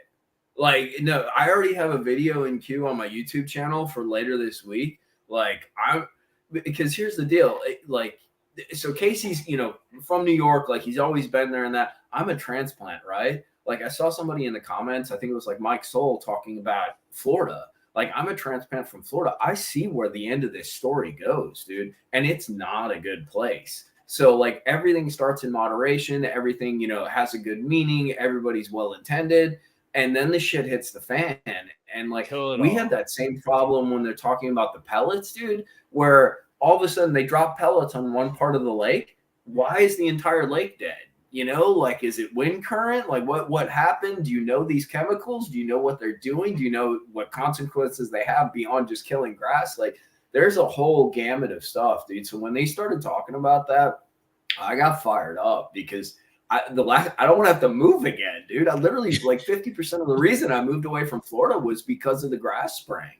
Like I'd had enough, man. So it's something that's definitely like on the forefront. I'll tell you one thing though, there's a couple things with Alabama. One, a lot of these people live on the lake. They can pull this kind of shit in Florida because a lot of people don't like they're swamps, right? So people don't like live on these lakes. They're kind of like removed from what's happening and what's going on day by day, especially where it started on Okeechobee. But people in Alabama, dude, they're living on the lake. They see that. And a lot of people, it's a very, I don't know what the right word is. It's a very recreational and outdoor type of culture. So they're not going to just take this and be like, yeah, we got to get rid of the grass. Like there's going to be a lot of backlash and, the squeaky wheel gets the grease, dude. The more people complain, the more people start problems. That's going to be the way to solve this. I hate to say it, but I don't think traditional pathways are going to stop this from happening. Like we got to be annoying. We got to be Karens. What's the male version of a Karen? Is it Ken? Ken. Is that what it is? Matt, Ken, whatever. We got to be that. Brad. Yeah. Somebody. Like we got to be. That's the only thing that's going to stop it is pissy people, dude. Starting freaking not physical problems, not aggressive problems, but making a stink and really kind of pushing back against it. Yeah, I still just can't believe what you're saying, dropping pellets in a TVA fishery. It's like, do you not realize that there's generation, there's current, like, well, that's what I'm saying. Well, dude, not even the pellets, but like spray gets it too. Like that stuff all swirl. You don't control the water, bro. Like they sprayed in a creek. If you were to actually put like a bobber in the creek, that bobber would end up on the main river because all that swirls around and it moves. Like the water's always moving, dude. You could do like preventative action, like if they do habitat restoration or rip-rap construction on waterways, so like cone it off and put like a fence or whatever down to block sediment from leaving. Maybe that's what they have to do when they spray is cone off. No, it's very simple, bro. They don't fucking spray. Sorry. Yeah. They don't spray. Like it really, so here's the funny part. And I don't want to get all like soapboxy and stuff. The lake is fishing better than it's fished since I moved there in 2017, 2018. The past 2 years, look at the MLF, look at the local tournaments. Dude, the amount of 3, 4, 5 pound fish, as well as just giant bags, has been astounding. The lake is on an upswing. And granted, some of that is cyclical, no doubt. But there is one correlation. I see more hydrilla on Gunnersville than I've ever seen since I moved there, dude. And you can't tell me that doesn't have something to do with it. The eelgrass as well, dude. A healthy fishery, teeming with grass, teeming with life, teeming. What do they call that? What's that word for the bio something? It's like the weight. It's some word for weight. Biomass. The biomass is like freaking insane, dude. There's minnows, there's brim, there's speck or crappie or whatever they call them up there. And you want to go and spray it. Like it's Doesn't make sense. It doesn't make sense. I understand why. There's a lot. If I owned an $800 to $1.5 million house on the lake and I had grass beating my dock to death, I would be pissed too. But they've implemented a lot of harvesters in that, which is the lower impact kind of pathway. It definitely doesn't do as much, but like that's how you do it, because the more you play with something, the more you get consequences that you'd never expected to happen. And that's what I'm concerned with. And that's what happened in Florida, dude. It started as this little kind of well-meaning thing, and the money and the consequences blew out of control, and now you can't stop it. It's a steamroller, dude. Yeah. Well, and I'd argue there's not many lakes that can have this argument, but Guntersville, I feel like one of the major economic impact factors is fishing. 100%, dude. Yeah. Nobody would know what Guntersville is, like the town, if it weren't for that lake, bro. Yeah, 100%. And that's the thing that drives me crazy is, like, I understand, like you said, you got an $8 million house on the bank, but like the only reason that the town's getting any money is because anglers know about it. They're buying licenses. They're spending money at the local gas station. When they're from New York, they're from Canada. You know, people go there to go fish because it's it's like Lake Fork.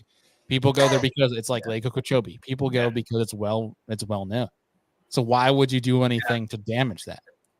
100%. And I think that's the only thing that might save us is, whereas I don't know much about your northern lakes, so you guys can tell me if I'm wrong, but at least my experience growing up in Wisconsin, the lakes, people fished, but it was very recreational, right? Like you go to lake, you go up north to drink a few freaking old Milwaukees and sit on the bank or tool around in the tube, and that. Like Guntersville is a fishery first and a recreational area second. And I think it's one of the few lakes that you can say that about. Maybe some of the lakes in Florida as well. But I think that's something it has going for it. And the way the culture and sort of the infrastructure is built around it, it supports that. So I'm hoping that's going to kind of forward our argument or be like a strong wall for our argument. But I'm just worried because of this, dude. Like I said, they're well-meaning. Like, and if they want to spray some of this grass, I understand why. Like, I'm not going to lie. Like, I see there's tons of grass. It's getting into the turbines for the dam and that. But the same thing happened in Florida. I'm not going to go into the whole expanded story, but like 2010, there's 2 airboats spraying on the north end of Okeechobee.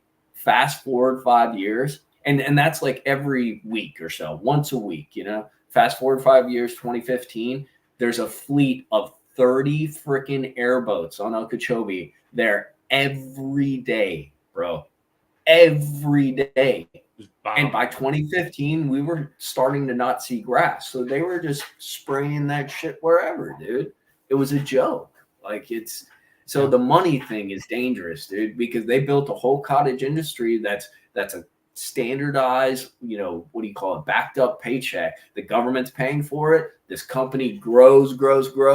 And the last thing they want to do is cut down what they're doing, because that means that check goes smaller and smaller and smaller, you know? Yeah. What's the group that Scott Martin pushes? What is the Anglers? Is it AFLO? Anglers? Yeah, AFLO. Exactly. And that's even on a crazier deal, because haven't they linked that whole Lake Okeechobee spraying to like red tide in the ocean and everything like that? So, all right, if we really want to, so Casey was talking about rabbit hole. So here's the funny part. There's always been red tide, and this is what nobody wants to talk about. It always happens late in the summer, you know, August, September, July-ish. It's always happened. It happened less when there was grass in the lake because it strained the lake, and it really strained some of those giant blooms that would happen, because then that would filter through. It would go out the different ways out of Okeechobee.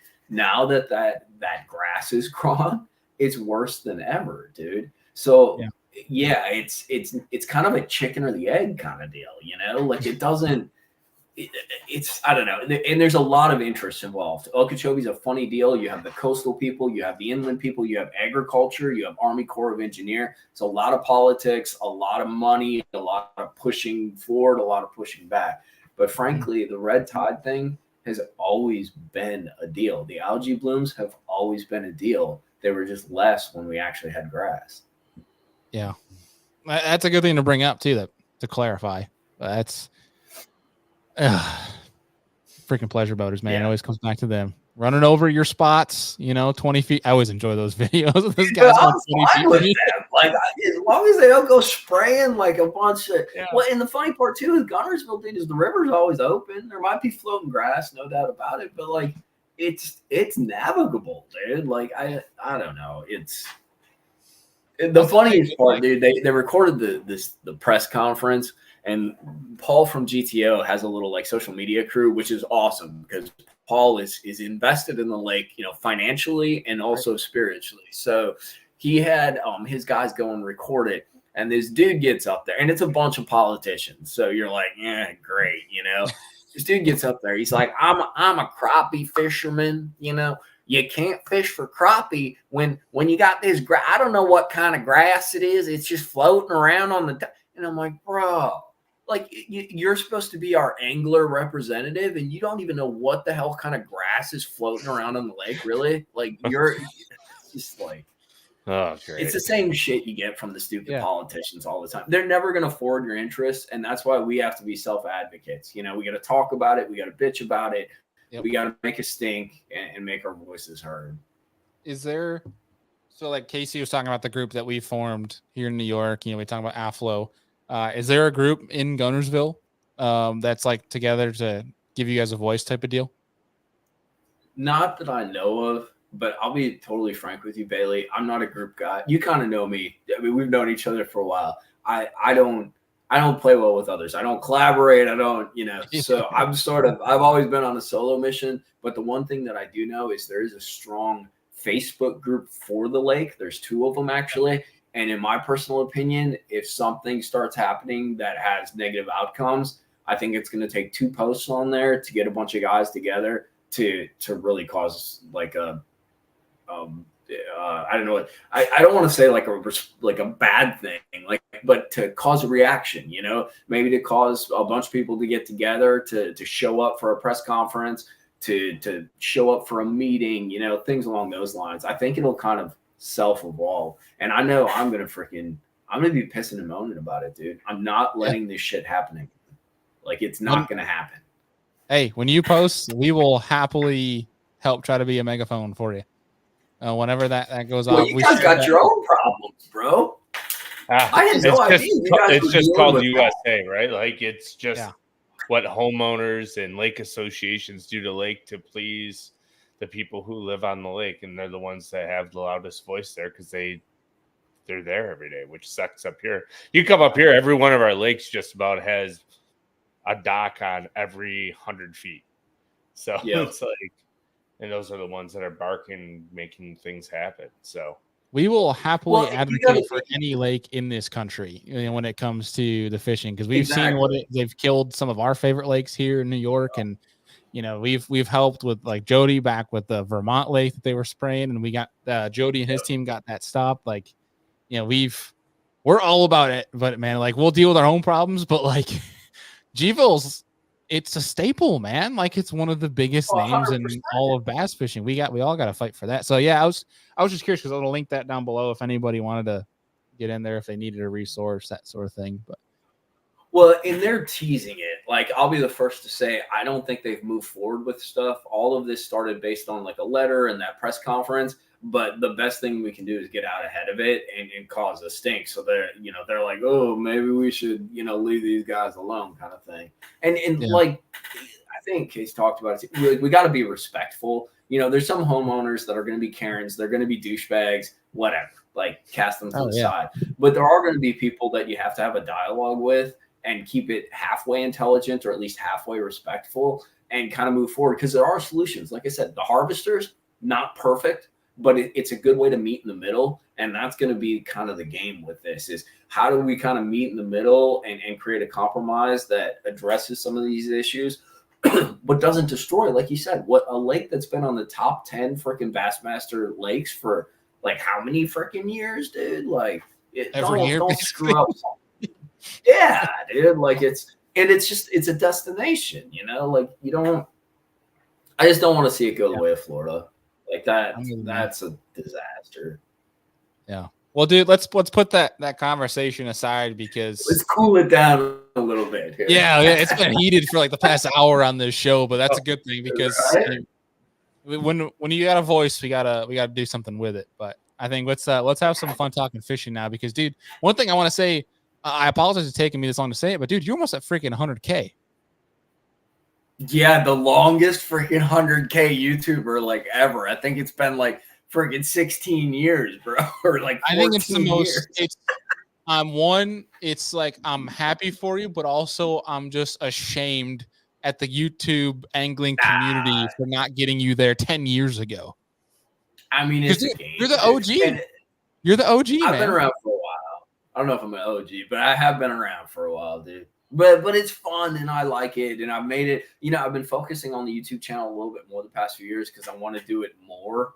As I get older, I kind of want to focus on that and turn away from a few other things. But I am not going to lie. I'm not a trophy guy. I'm kind of competitive in my own way, but I'm not like that kind of guy, balls to the wall. But the one thing I am going to be proud of and not humble about is when I finally hit that fucking 100K, bro. That's one thing. Like, it was a lot of work I put into that. There's a lot of years. I shot tons of videos. And dude, I think you get a little plaque. I am actually going to be very proud and very stoked about getting that little plaque. Like, I can die a happy man at that point. Yeah, I think you need to have a YouTube watch party for one that's ticking around that 990. Like, Yes, for the moment, it's like I'll be giving some shit away, dude. There's no doubt. Like, because the only reason that's gonna happen is because like I got a bunch of dudes who watch the videos. Some of them are like religious. Some people kind of float in and watch the videos, but there's a core audience, dude, that has always been behind my videos. And I'll be the first to admit, a lot of the early stuff I did was rough as hell. I used a lot of crappy music from time to time, but everybody kind of evolves and changes. And dude, there's some guys that have really stuck with me. So we'll be throwing some love, like Oprah style. Maybe not giving away cars, but we'll be giving away some stuff. Dude. Oh, so they're giving away boats. Yeah. Yeah. Well, listen, if I can pull that off, bro, I will be in a good place. Holy shit. One day. I'll probably be you. Yeah, right? Well, the dude, Oprah of bass fishing. Heck yeah. Yeah, there's your new YouTube channel name. The Oprah The of bass. Oprah. That's actually really good. That's good SEO optimization, bro. There you go. There you go. Love it. Well, dude, so here's what I'm curious about. Is you're rounding out to get to 100K here. What's been if you can even recollect, is what has been the highest part of that YouTube journey? What's been the lowest? God, you go heavy, bro. We come off the grass, we get all heated, and then I don't know. It's actually it's a very, like, you guys play around with this. You played around with YouTube with the podcast. It's a very up and down process continually, right? Like, I don't think there's never really a point where for more than say 48 hours where I've felt like, man, I'm doing it. I did it right finally. It's always like, dude, I accomplished this. Maybe I got some views. Like, I feel like I shot a really cool video. And then you turn around and it's like, I got to make another one. I need to execute on this. It never stops. So like, I've had a lot of kind of ups and downs. No doubt catching that 49 pounds on a personal level, that was one of like the craziest, coolest experiences I've ever had before forward facing and all that. But, there's been lows too. Sometimes, your views go way down and it's like, dude, I don't want to do the Barbie, or somebody mentioned the Barbie rod challenge. Like, It doesn't suit my personality. I can't pull it off. I can't do it. What do I need to do? I really want to stay relevant. I want to make these videos. I want to make it into a thing. Maybe I wasn't cut out for this shit. Like, maybe I got to stop. And like, you hit those low points and then you got to turn around and just keep going. So it's been a lot of highs and lows, some higher than others, but I don't know. It's fun. Dude, we don't do this shit for the money. Like, you guys know that. Like, if we did, I wouldn't be on this podcast. I'd be sitting on my computer working freaking like remotely for some Fortune 500 company, making bill, like freaking going on vacation to the Bahamas. Like, it's not, this is all a passion project, bro. Yeah, that's the biggest thing around the entire, I would say, outdoor industry.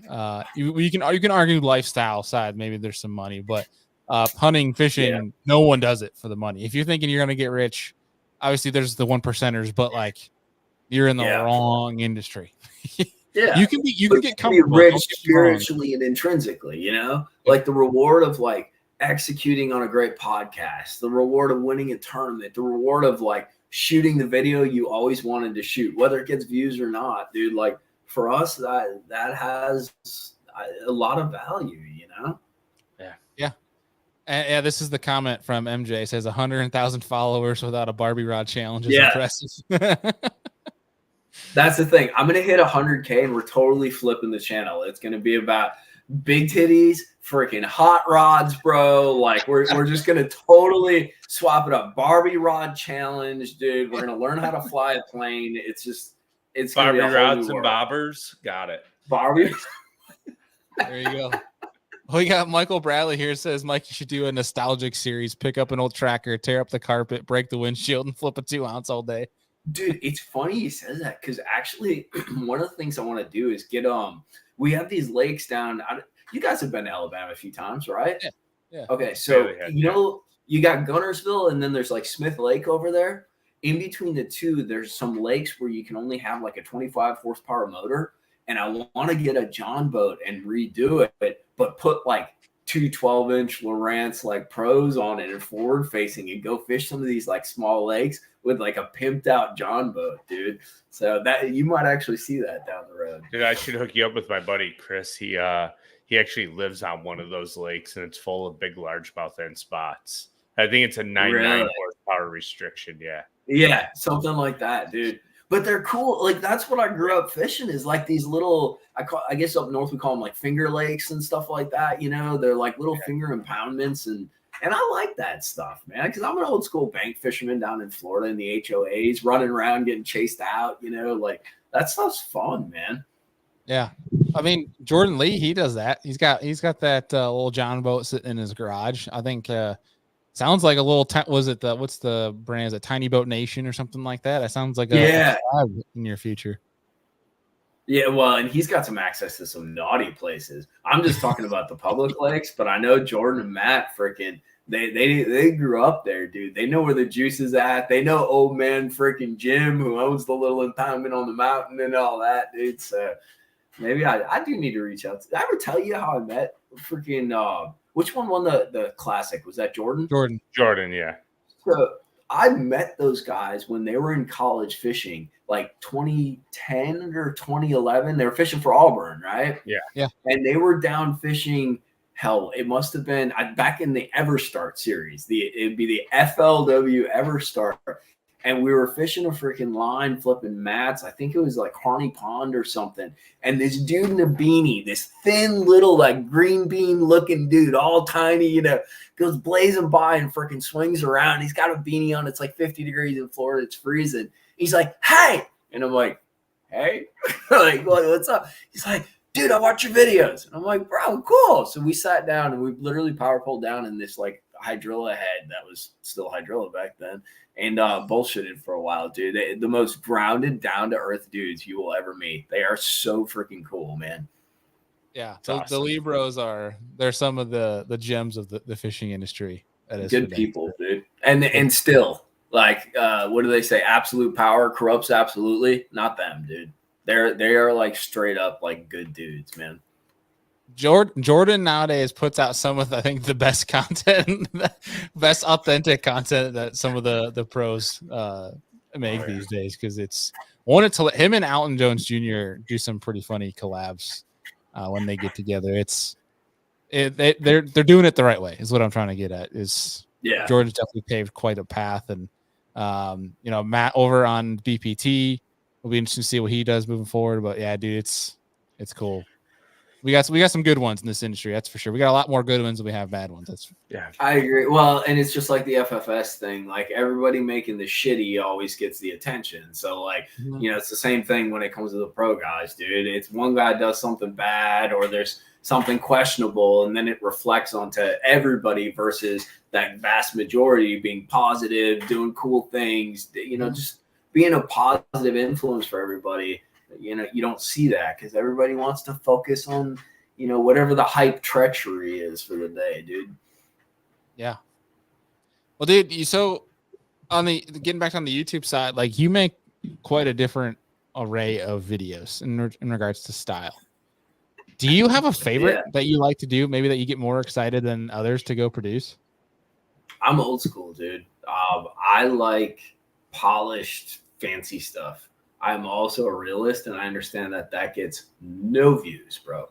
So if in an ideal world, I would like to take a camera guy, go for 3 days, balls to the wall, fishing like 14 hours a day, waking up at crack acid dawn, putting the drone up, shooting the grass, shooting like the active target, like getting all this B-roll. Because one of the things that I really enjoyed coming from the very old school YouTube thing, one of my goals was to always render the experience of being on the water. So like, yeah, it's about the fish catches. Yeah, it's about learning, but there's something, and you guys know about it, like there's something about being out there and tooling around and finding fish. Like it has this sort of wizardry, it's like an aura. like this.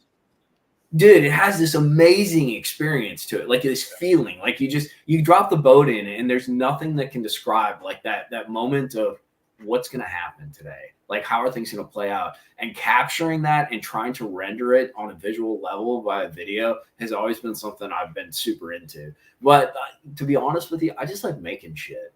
Like, in the end, like, I like to make things. I like to say, let's try to do this. Let's try to execute on this and see what happens. And then oftentimes the outcome isn't what I thought, but that actually adds to kind of making the content cool, you know? Like, I like the dynamic aspect. We're not filming a freaking movie, right? It's not scripted. Yeah. There's all these, you can set up basic parameters, but how you get from point A to point B, bro, it can go left, right, U-turn, forward, up, like down. Like that's kind of the fun part with the way I approach videos. Cause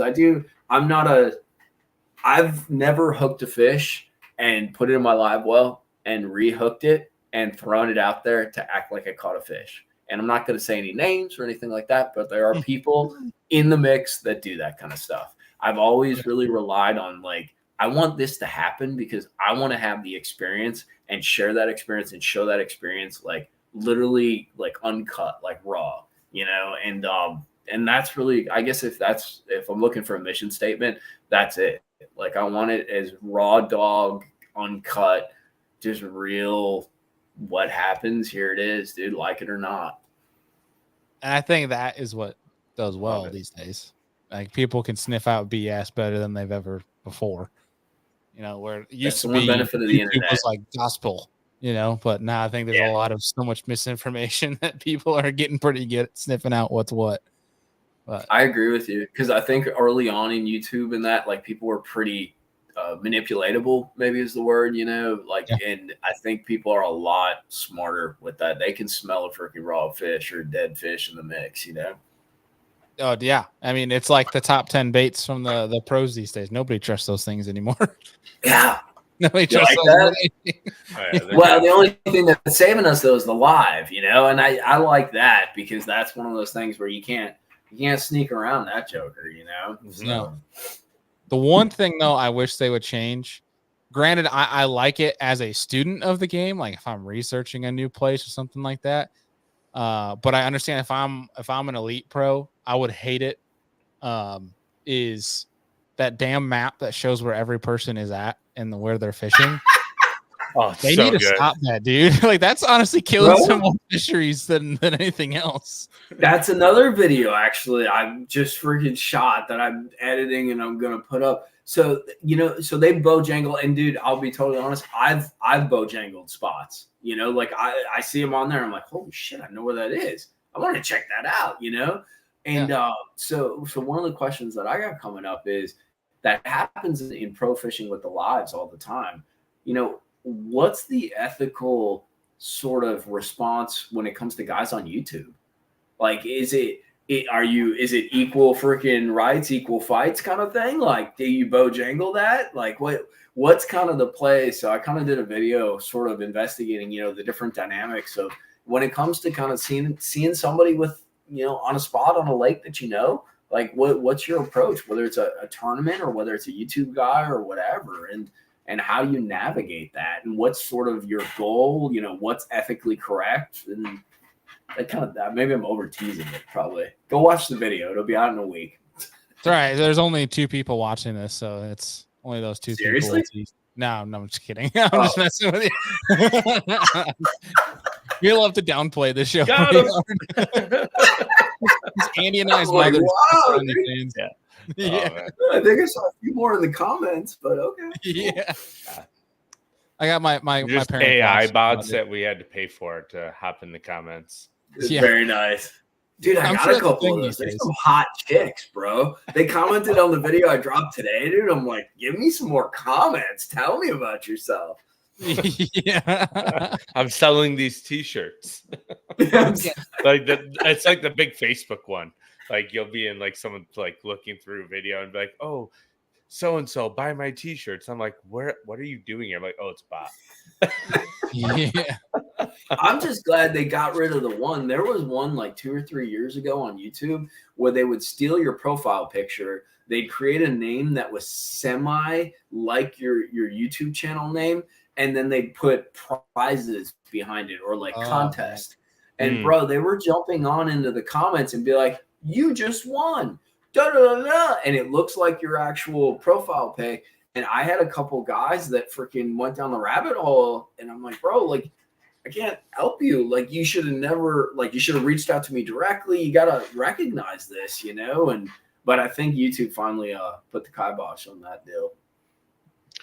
I just hope they didn't buy the gift cards and give them the numbers off the gift cards. Yeah. So we have Bass Fanatics asking, I think it's like the 4th time he's tried to ask. I apologize, it took us a little bit to ask, but he's asking if you're fishing the ABA this next season. I'll probably fish a few of them. I don't.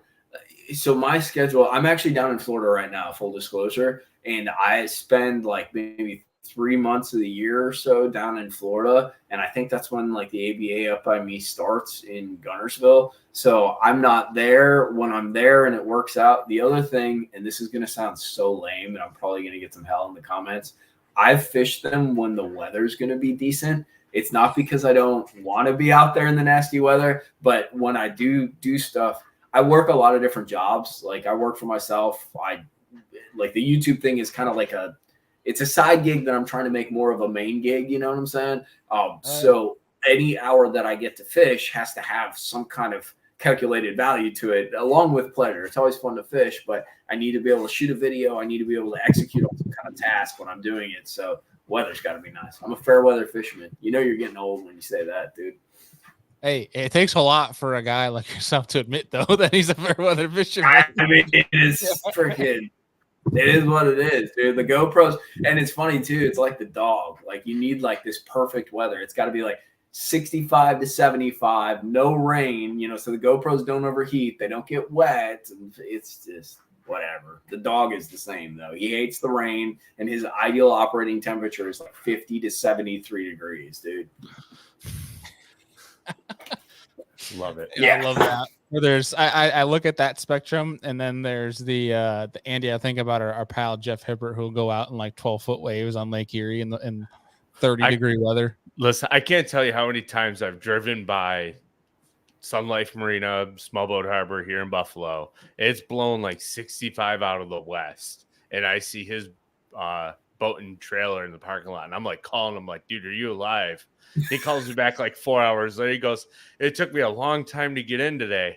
I was like, how big were the waves? He's like, well, when I went out, there were like 3s. When I came in, they were like 12s. No big deal. I'm like, oh my God. Like, how was the bite? Oh, I smashed them this morning.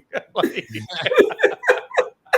Certified just psycho, but we love them all the same. Hardcore. like, Jeff, Yeah. you out there by yourself? Oh yeah. Oh yeah. Yeah. Nuts, man. That's bad. Nuts. I still go out in some nasty shit. I feel like I paid my Okay. dues on Okeechobee, like going out in the tracker and the tin boat, dude. And it's like rolling like 4-foot freaking swells. And I'm like, yeah, let me go run 15 miles, you know? Like, Really? so I don't know. Maybe I'm getting older, but it is what it Hey, is. that's Okeechobee or Guntersville is a lot less treacherous, I think, than Okeechobee, to be perfectly honest. It's easier to hide. Yeah. Well, so that's actually leading to my next question is, so from Florida, you said you're a transplant to Geva, obviously from Wisconsin, but if you had to take Alabama and Florida out of the picture, where would you want to reside? Probably Texas, I guess. I think I'd do pretty good in Texas because it's like big fish, but it's south, and it just seems like it would fit. Like there's grass, there's timber. I don't know. I think it fit, and the lakes are flatter too. So probably Texas, dude. And it seems like these guys coming. There's some places like New York kicks out like some good anglers, right? Florida kicks out some good people. That Tennessee, Alabama kind of little triangle, and then Texas, and like there's good guys that come from all over. Don't get me wrong, but there seems to be like hubs that offer some, I guess, instructional diversity. They offer a lot to teach you about a lot of different techniques and stuff. And Texas is probably one of the tops on that list. And plus, you throw the bigs into the mix, like I think that's kind of a no question deal. But that's the thing too, Ben. Like I moved to Alabama so that I'm like more able to go around. Like I've been fishing. We go to Lanier every year to run the Gambler Free Tournament, bro. One of my favorite lakes in the country. I have a fetish for spots. Don't get me wrong. That's part of the problem. But like that place is ridiculous. And I don't even care about catching big ones. The number of bites you can get and just have fun, stupid. And it's only like 4 hours away now instead of freaking 9 hours away when I'm in Florida. And like I'd like to make a trip up to North Carolina. That looks really cool. I sneak up to Tennessee. I'm at a hub where I can get around, which is one of the coolest parts about Alabama. I'm 12 hours to Florida, 10 hours in Wisconsin, bro. It's pretty cool. Yeah. I mean, how often do you get north? I went the past 2 years. This year I can't with work and stuff. And I go at the shittiest time of year. I'll be the first to admit. I go in September. It isn't good because like either the cold fronts whack it and make it tough, or it's still hot as balls and the fish hate it, like because it's the end of the summer. But we had fun, man. Like, and I go strictly to try to catch some smallmouth. I don't dick around with no grass, no nothing. And it's fun. I don't have time this year, and it kind of sucks. I need to come up by you guys. Like, I can't tell you how many people are like, oh, you got to go to New York. You got to go to St. Lawrence. You got to go up there. And I'm like, I need to, but I don't have time. So, yeah. Got to make time, man. I know you do. That's the way life is. I'm going south. I'm always like, I got to go, but I never have time. So I can't get Andy to drive 2.5 hours, let alone 8. Well, but I mean, you got some epic shit up there. I probably wouldn't leave. You do enough fishing in like 4 months to cover you for 12. That's the only beauty of like being up north. Like with the winters and that, dude, is the amount of fish you guys catch and the way you smoke them all summer makes up for like sitting in a house with freaking the heat on, being covered in snow, not being able to get out. And to be honest, the winters here aren't even as bad as people like portray them to be. Like northeast anyway. Yeah, like I live literally in the snow belt of New York State. Like we have 2 distinct snow belts. There's north of Syracuse, and then there's the Western New York snow belt band where the ski resorts are just south of Buffalo. Yep. And I'm like right in the northern tier of that. I'll tell you, we get lake effect snow. Yeah. 4 or 5 snowstorms a year. When it doesn't snow, it's like 32 and cloudy or 40 and cloudy. The snow melts in 4 days. Like we get 90 inches, it's gone a week later. Like, really? Oh yeah. Has it always been that way, even when you were growing up? Some winters, yes. It depends on El Nino and El Nino winters, etc. Like I'm fully predicting this winter to be a cold one, probably a lot of snow because El Nino or whatever the weather pattern is, but. Like, whoever that chick is that swooped in. that jerk of a chick that makes everything super cold and sucks the jet stream way south so we get more polar vortexes. Like, but last winter we got one big snowstorm. It moved a Bills game back a day or 2, and everyone thought it was the end of the world. And by Wednesday, the snow was gone. That's correct. That's the way it is in Alabama, though, too. We had so this past year, I couldn't come to Florida. Literally, we were locked in our house for 5 days. We had this much ice just rock hard on the road, and it wouldn't go away. But normally, we get this nice little fun deal where it's like, oh, look. And I tell the girl, I'm like, come outside. It's snowing. It snows like 2.5 to 3 inches. We throw snowballs at the dog. I freaking face wash her. We make snow angels and all this. And dude, within like 12 hours, it's gone. It's the perfect amount of winter for me. Love it. Yeah. In a perfect world, I'd love to snowbird, spend the summers up here like March-ish, I say April, come back north, but like spend like, I don't know, December to March in either Florida or Texas. That's like what I've been doing, dude. I'm not gonna lie. Like, I got to come down here for work, but I come down like January through February, March-ish, and then I dip out and head back to Alabama, and then I got to come down in like August, September. So it's dreary and hot. I personally like it, and there's no snowbirds down here. So it's like quiet, nice old Florida, or at least somewhat quiet. There's much people that moved in, but it's kind of nice. But honestly, dude, if I lived in an ideal world, I'd go north to freaking Alabama after like March. I'd stay there till like June, and then I'd come up by you guys until like September, and then I'd spin it back down and make my way south. So when I win the lottery, dude, I'll show you my RV and you can jump in and go for a ride, because that's what we're doing. Perfect. Sounds like a plan. Yeah. Nice. Oh, that's good. So dude, here's one thing I'm curious. So with the move to Bama and adding that to the mix, and obviously you've traveled decent. What has been the biggest thing you've learned from a bass fishing standpoint that may have impacted your game from going from Florida to Bama? You're gonna laugh your ass off, dude. Seasons. Like, I shit you not, bro. I shit you not. Like, the thing that blew my mind, like, and I grew up in Wisconsin. I didn't fish very well up there. I was like a kid fishing and dicking around, right? But you get down to Florida, and I tell everybody this. Yeah, there's some tweaky things you can do. There's some sneaky stuff that we do. But if you got 4 rods on the deck and 3 of them have braid on it, like, you'll catch fish 365 days of the year down here, dude. No doubt about it. Like, and so this whole seasonal thing where, like, dude, you pattern out the fish. Like, it's like, dude, I figured it out. I got it going on. And then Mother Nature's like, okay, we're going to the next round. This is what we call the transition between summer to fall. And I'm like, shit, come on. Like, I just figured this out. And now you're going to do. So really the changing, that evolving season, that's why my 2 favorite seasons up in Alabama are probably the summer months, that May through June, July.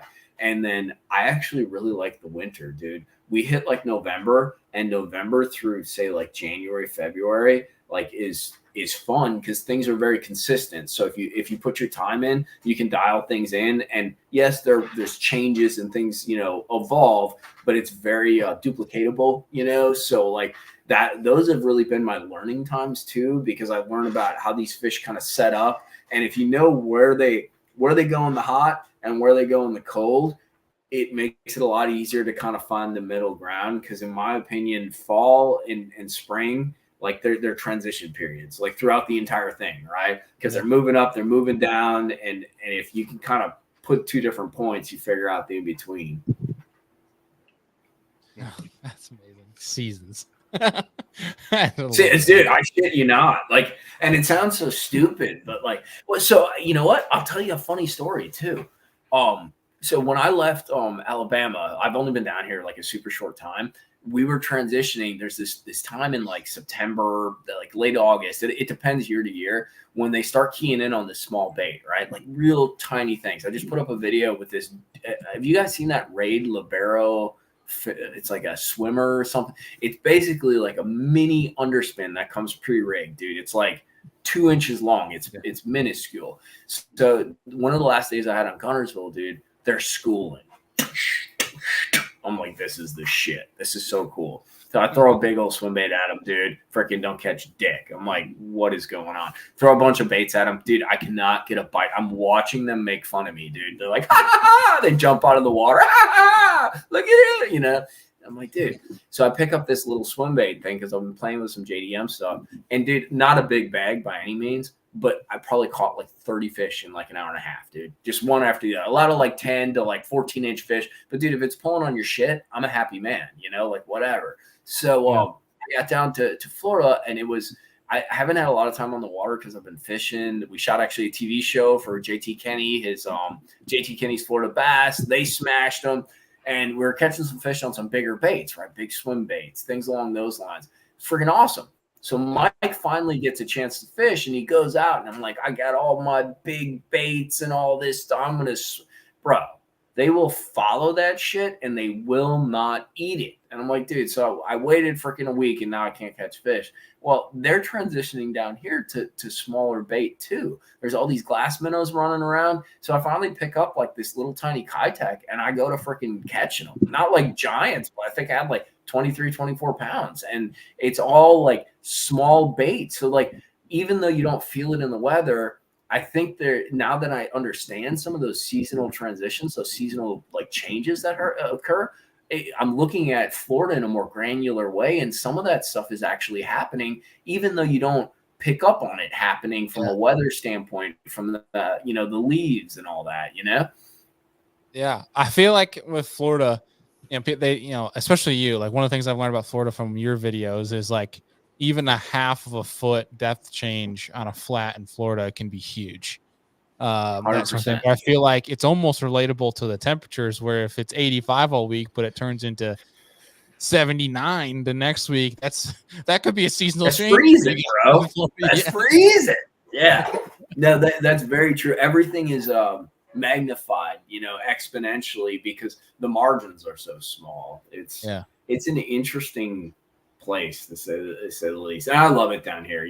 Grass spraying aside, like it's a fun place, and if you want to fish grass, if you're into like that high impact fishing, frog fishing, fishing a chatterbait on braid, like and flipping mats, like you can't beat it, dude.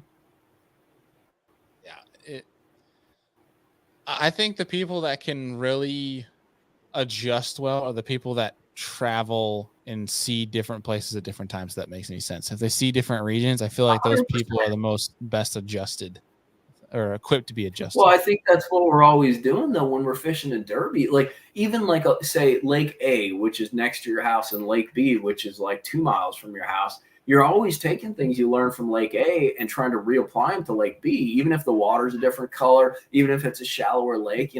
We're all, what do you call it? Like mimicry and modeling, right? So we see a bite, we see a pattern, we're trying to reapply that and readjust that. One of the things that I did, dude, we caught that 49 pounds, right?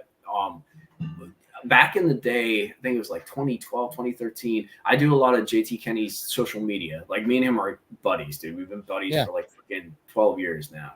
And he wanted to get some content outside of Florida, right? Something different for social and that. So we did freaking a couple road trips to the TVA, to Pickwick, to Gunnersville during that ledge fishing season. And I saw that happening and I'm like, bro, like this shit is very applicable to some of our clear little like small lakes down here in Florida. So I took a lot of that stuff, tweaked it, for presentations down here. Maybe I made the baits bigger. Maybe I used heavier line. Maybe, things like that. Fish something lighter because we're shallower, And dude, a lot of the big bags I've caught down here have been because I took some of those basic skills, those basic techniques and concepts, and sort of just reapplied them to some of these deeper, clearer lakes down here, the way the fish set up, things along those lines. And it worked, Yeah. Hell yeah.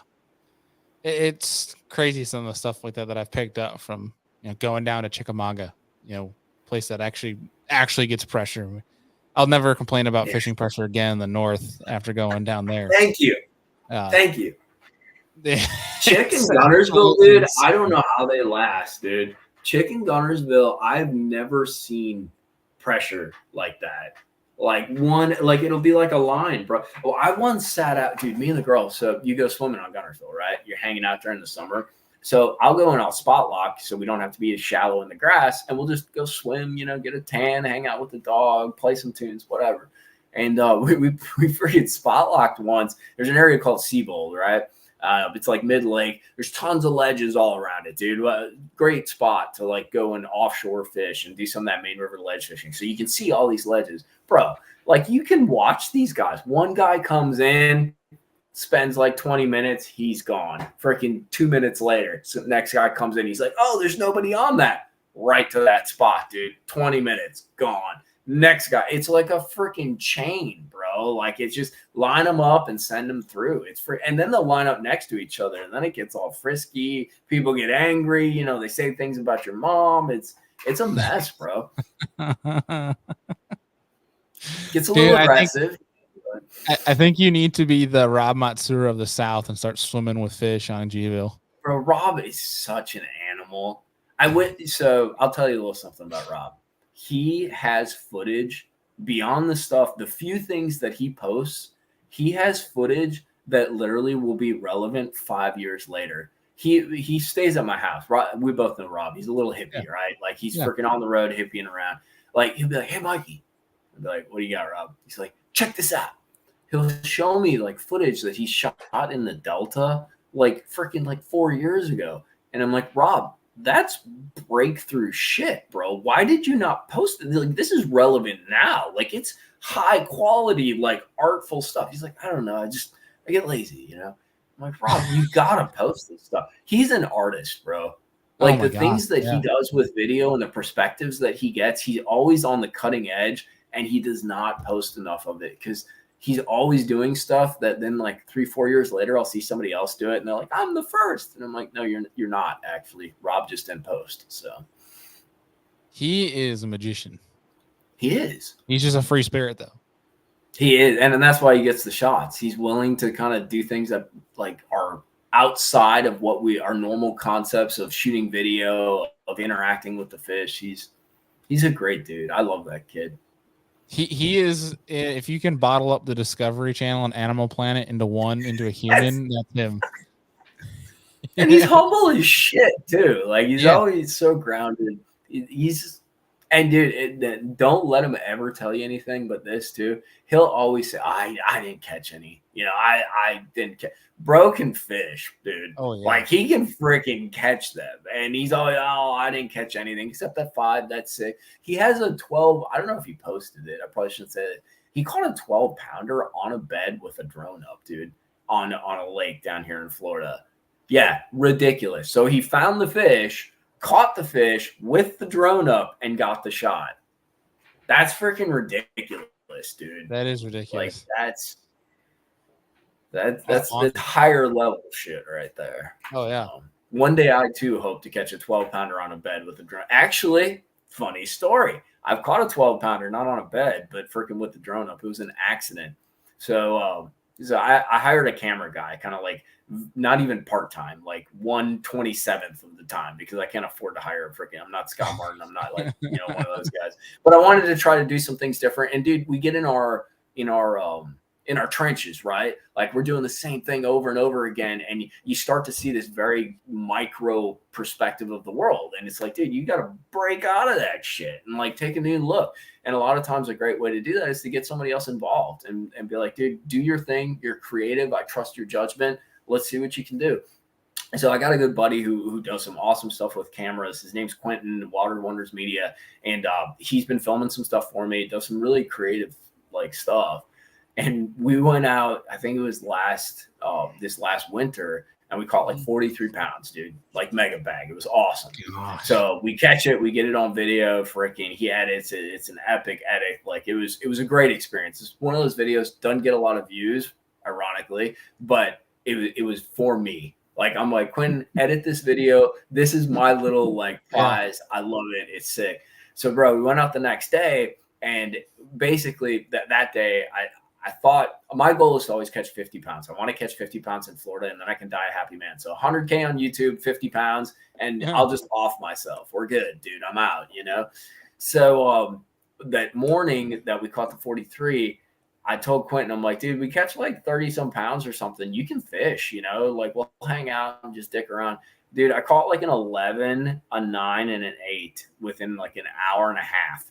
And I'm like, Quentin, I love you to death, dude, but you're not putting that camera down because I have a shot at 50. Anybody who's ever trying to catch a mega bag, the whole key is if you can catch a fish over 10, like this, I think the fish was like 11.7 or something, 11.4. If you can catch that cancels out like an 8 basically, because you have that pound and change. So you catch an 8.5, you're covered. That's a 10 because your average needs to be 10 pounds of fish, right? So when that happened, I'm like, Quentin, I'm sorry, dude, but you're not putting the camera down. So we fished, we catch the 43. We kind of had a lull in the day. It got a little tough. It is what it is. Epic day, all said and done. So the next day we go out to shoot some drone footage and let him fish. I think he caught a few. I caught a few. We're shooting some B-roll to make this epic video.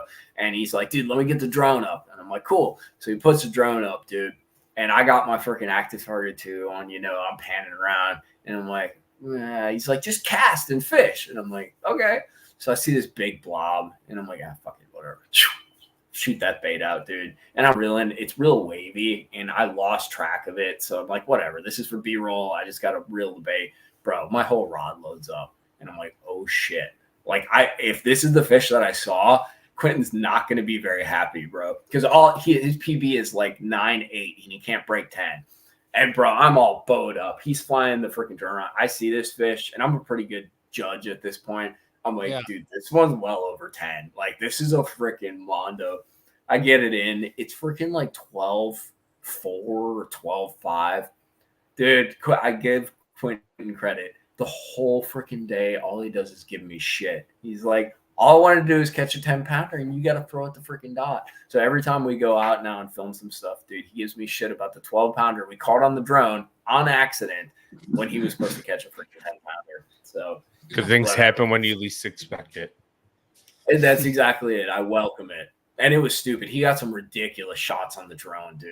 Like the thing's going, and he's got the drone right over it, and it's just, oh, dude, it was freaking cool. That's epic. Awesome. It's epic. Hell yeah. Well, dude, for the folks that are tuning in, and as well as for MP3 after the fact, what you got coming up that people can look forward to? Any trips, anything like that? We're down in Florida. I'll be shooting a ton of stuff here. So I'm hoping to be posting some epic stuff. We've had some fun down here thus far. So I got some kind of fun videos. I also got some videos, for as much as I like to focus on the fishing, there's a lot of conversations to be had. I don't get into the treachery and debauchery and all that. Like there's a fine line between fishing and politics, and I'd like to keep it fishing versus politics. But at the same time, there's some questions that I think are good questions that, we want to talk about, whether it's the grass question, whether it's ethics when it comes to fishing. These are things that like, they're decent conversations to have.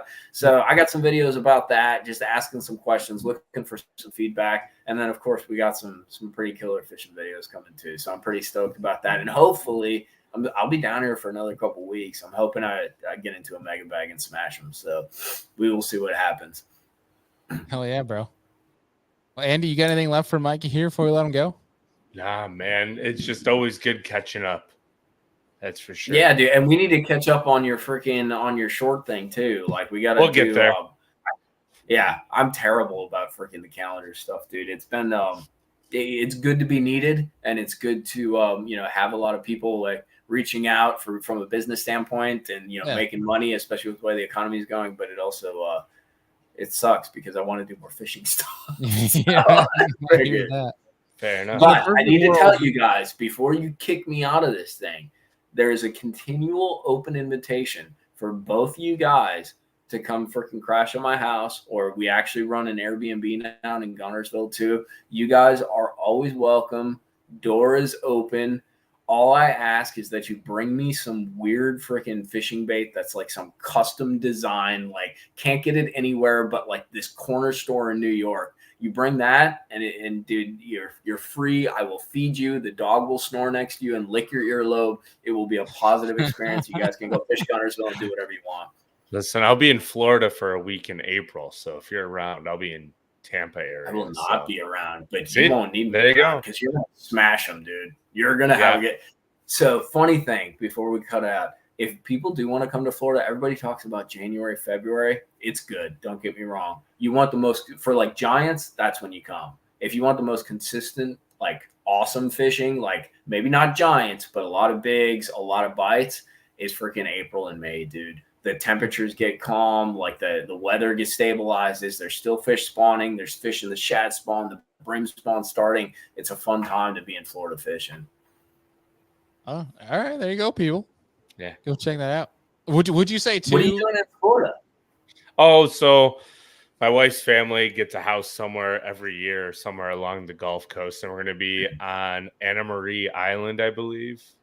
I think Dude, that's right. gorgeous. That's high class, bro. Yeah, so we'll be there for well, dude. Andy's bougie. we'll be there. I think would for say 6 or 7 days leading into Easter, and I think we fly out like Easter morning. Like that's the time our rental ends. I'm gonna fish a day with Steve Mooey over in Tampa. I think he lives on Tarpon Lake. So I might hit a day on Tarpon. He's like, "Oh, you can come fish the Wednesday nighter with me." And I'm like, "Oh, that sounds like fun, actually." You just name I don't know. You just lake name drop, bro. That's fine. It's Tarpon Lake. No one cares. You'll have fun over there. And then there's another one called what the hell is it? The something river that's over the Hillsborough River. That's another little sneaky place actually over there. That's kind of like Metro Tampa. That's freaking pretty cool, dude. I've never fished it, but I know some guys that do. Fun. Yeah. Well, dude, I'm definitely gonna take you up on that Gville offer. I bet it's the one lake I've been dying to go down to. That and the Lanier, dying to go down to. It's a little tour. You need to go to Lanier and go to Hammond's if you go to Lanier. The most epic freaking bait store you will ever go in, dude. They have everything, and then in the back they got freaking live blueback herring. And bro, you want to see some cool shit? Like they have shad in tanks and blueback herring in there. These giant concrete like square tanks that are like 2 to 3 foot deep, and you can see the herring when you go and like scare them. They ball up and they like do what herring do because they're caught in Lanier, so you can actually see how they behave, dude, and what they look like. It's the coolest place ever, man. And Tim, who owns that, dude, he's a hammer and he's just the nicest guy. He'll tell you exactly what's going on the lake, dude. That's awesome. Yeah. That's on the bucket list. I've been to like Dayton Boat Dock and stuff like that, but I need to get to Hammond's, but also GTO. That's another. I haven't been to GTO. Paul is a great dude, man. And waterfront's right in front of the boat ramp. You can rent a cabin, or you can stay by me, free living, dude, and freaking hang out. And we'll go down to Paul and say hello, dude. He's actually running a podcast too. You could probably do what do you call that when you do one like off site? You know, you could probably do a podcast from his place, dude, off site. He's got the fancy microphones and all that stuff. There you go. Yeah, hell yeah, love it. Sounds like a good time to me. Well, bro, seriously, thank you so much for taking the time out tonight. I'm sorry we got you out here pretty late, but either way, appreciate the time, and man, I'm looking forward to joining the watch party when you hit 100K. He gets a boat, you get a boat. Right. I'll be looking forward to bass fishing. Love it. Yeah. Well, dude, I appreciate you guys having me on, man. Freaking, it's what you guys are doing has a lot of meaning. And you guys are, you approach things from a very balanced standpoint. You talk about fishing, about learning, but you're not afraid to delve into some of those more red lighted topics and have an honest and balanced conversation. And you're not afraid to have people on that might disagree with you or bring different perspectives. And that's a powerful thing, dude, because if you're not willing to have a discussion, we're not going to go anywhere with this shit, whether it's FFS, whether it's spraying grass, anything like that, dude. So I appreciate what you guys are doing. And I'm happy to see Bailey, I've known you for what now? 8 years or so. 9 around there. Yeah. You were one of the first guests when it was started. We had our 5-year anniversary 10 days ago. It's pretty badass to see what you made this into, dude, because everybody sees this, the little 3-panel with guests. They don't see all the hard work and all the bullshit and all just the grinding that it takes to put this together, dude. So props to you guys for sticking with it and not going anywhere. I appreciate that, man. That means a lot. But dude, we got to get you on here more often, sooner than later. That's for dang sure. It's the same thing about Casey. Get me on there with Casey, dude. I want to bullshit with that guy. He was cool as hell, man. We can make that happen. That's for damn sure. Yeah, because we can bitch about grass spraying from you can be like, hey, they spray the grass up here. I'll be like, they spray the grass down here too, and we'll have one of those deals, dude. Oh, that's perfect. Don't tell him I said that. He might get offended, bro. Oh, we got the timestamp, right? We're putting it right up on the internet. He's a hockey boy. He can handle the chirping. He'll dish it out. Oh, don't you know? I actually, when he started talking about hockey, I got all fired.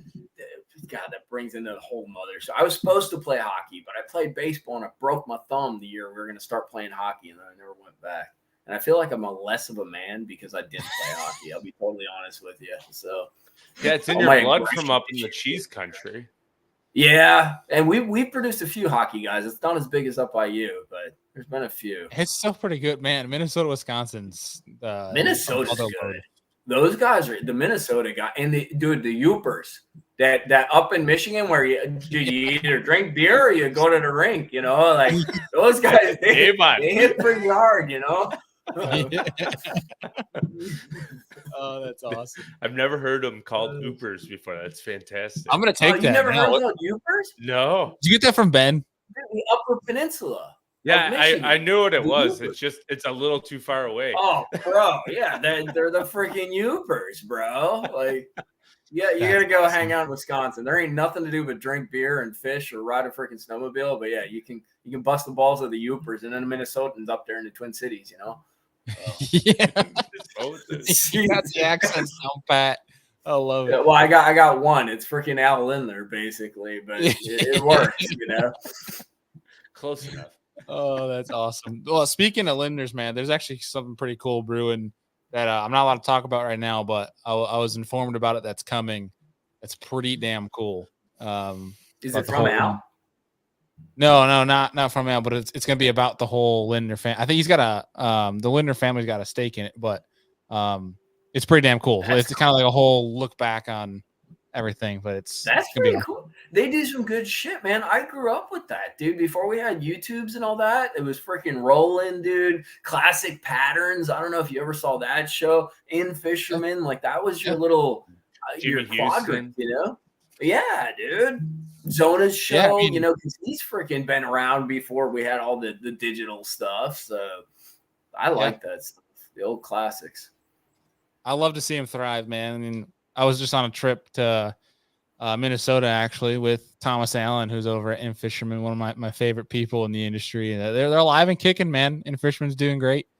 It's cool to see some of the classic outlets still alive today, and it's cool to see them like in the transition.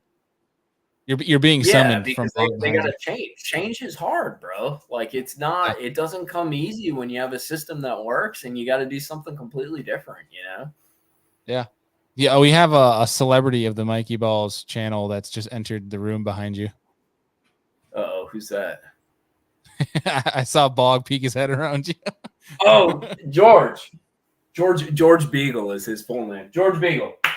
George Beagle.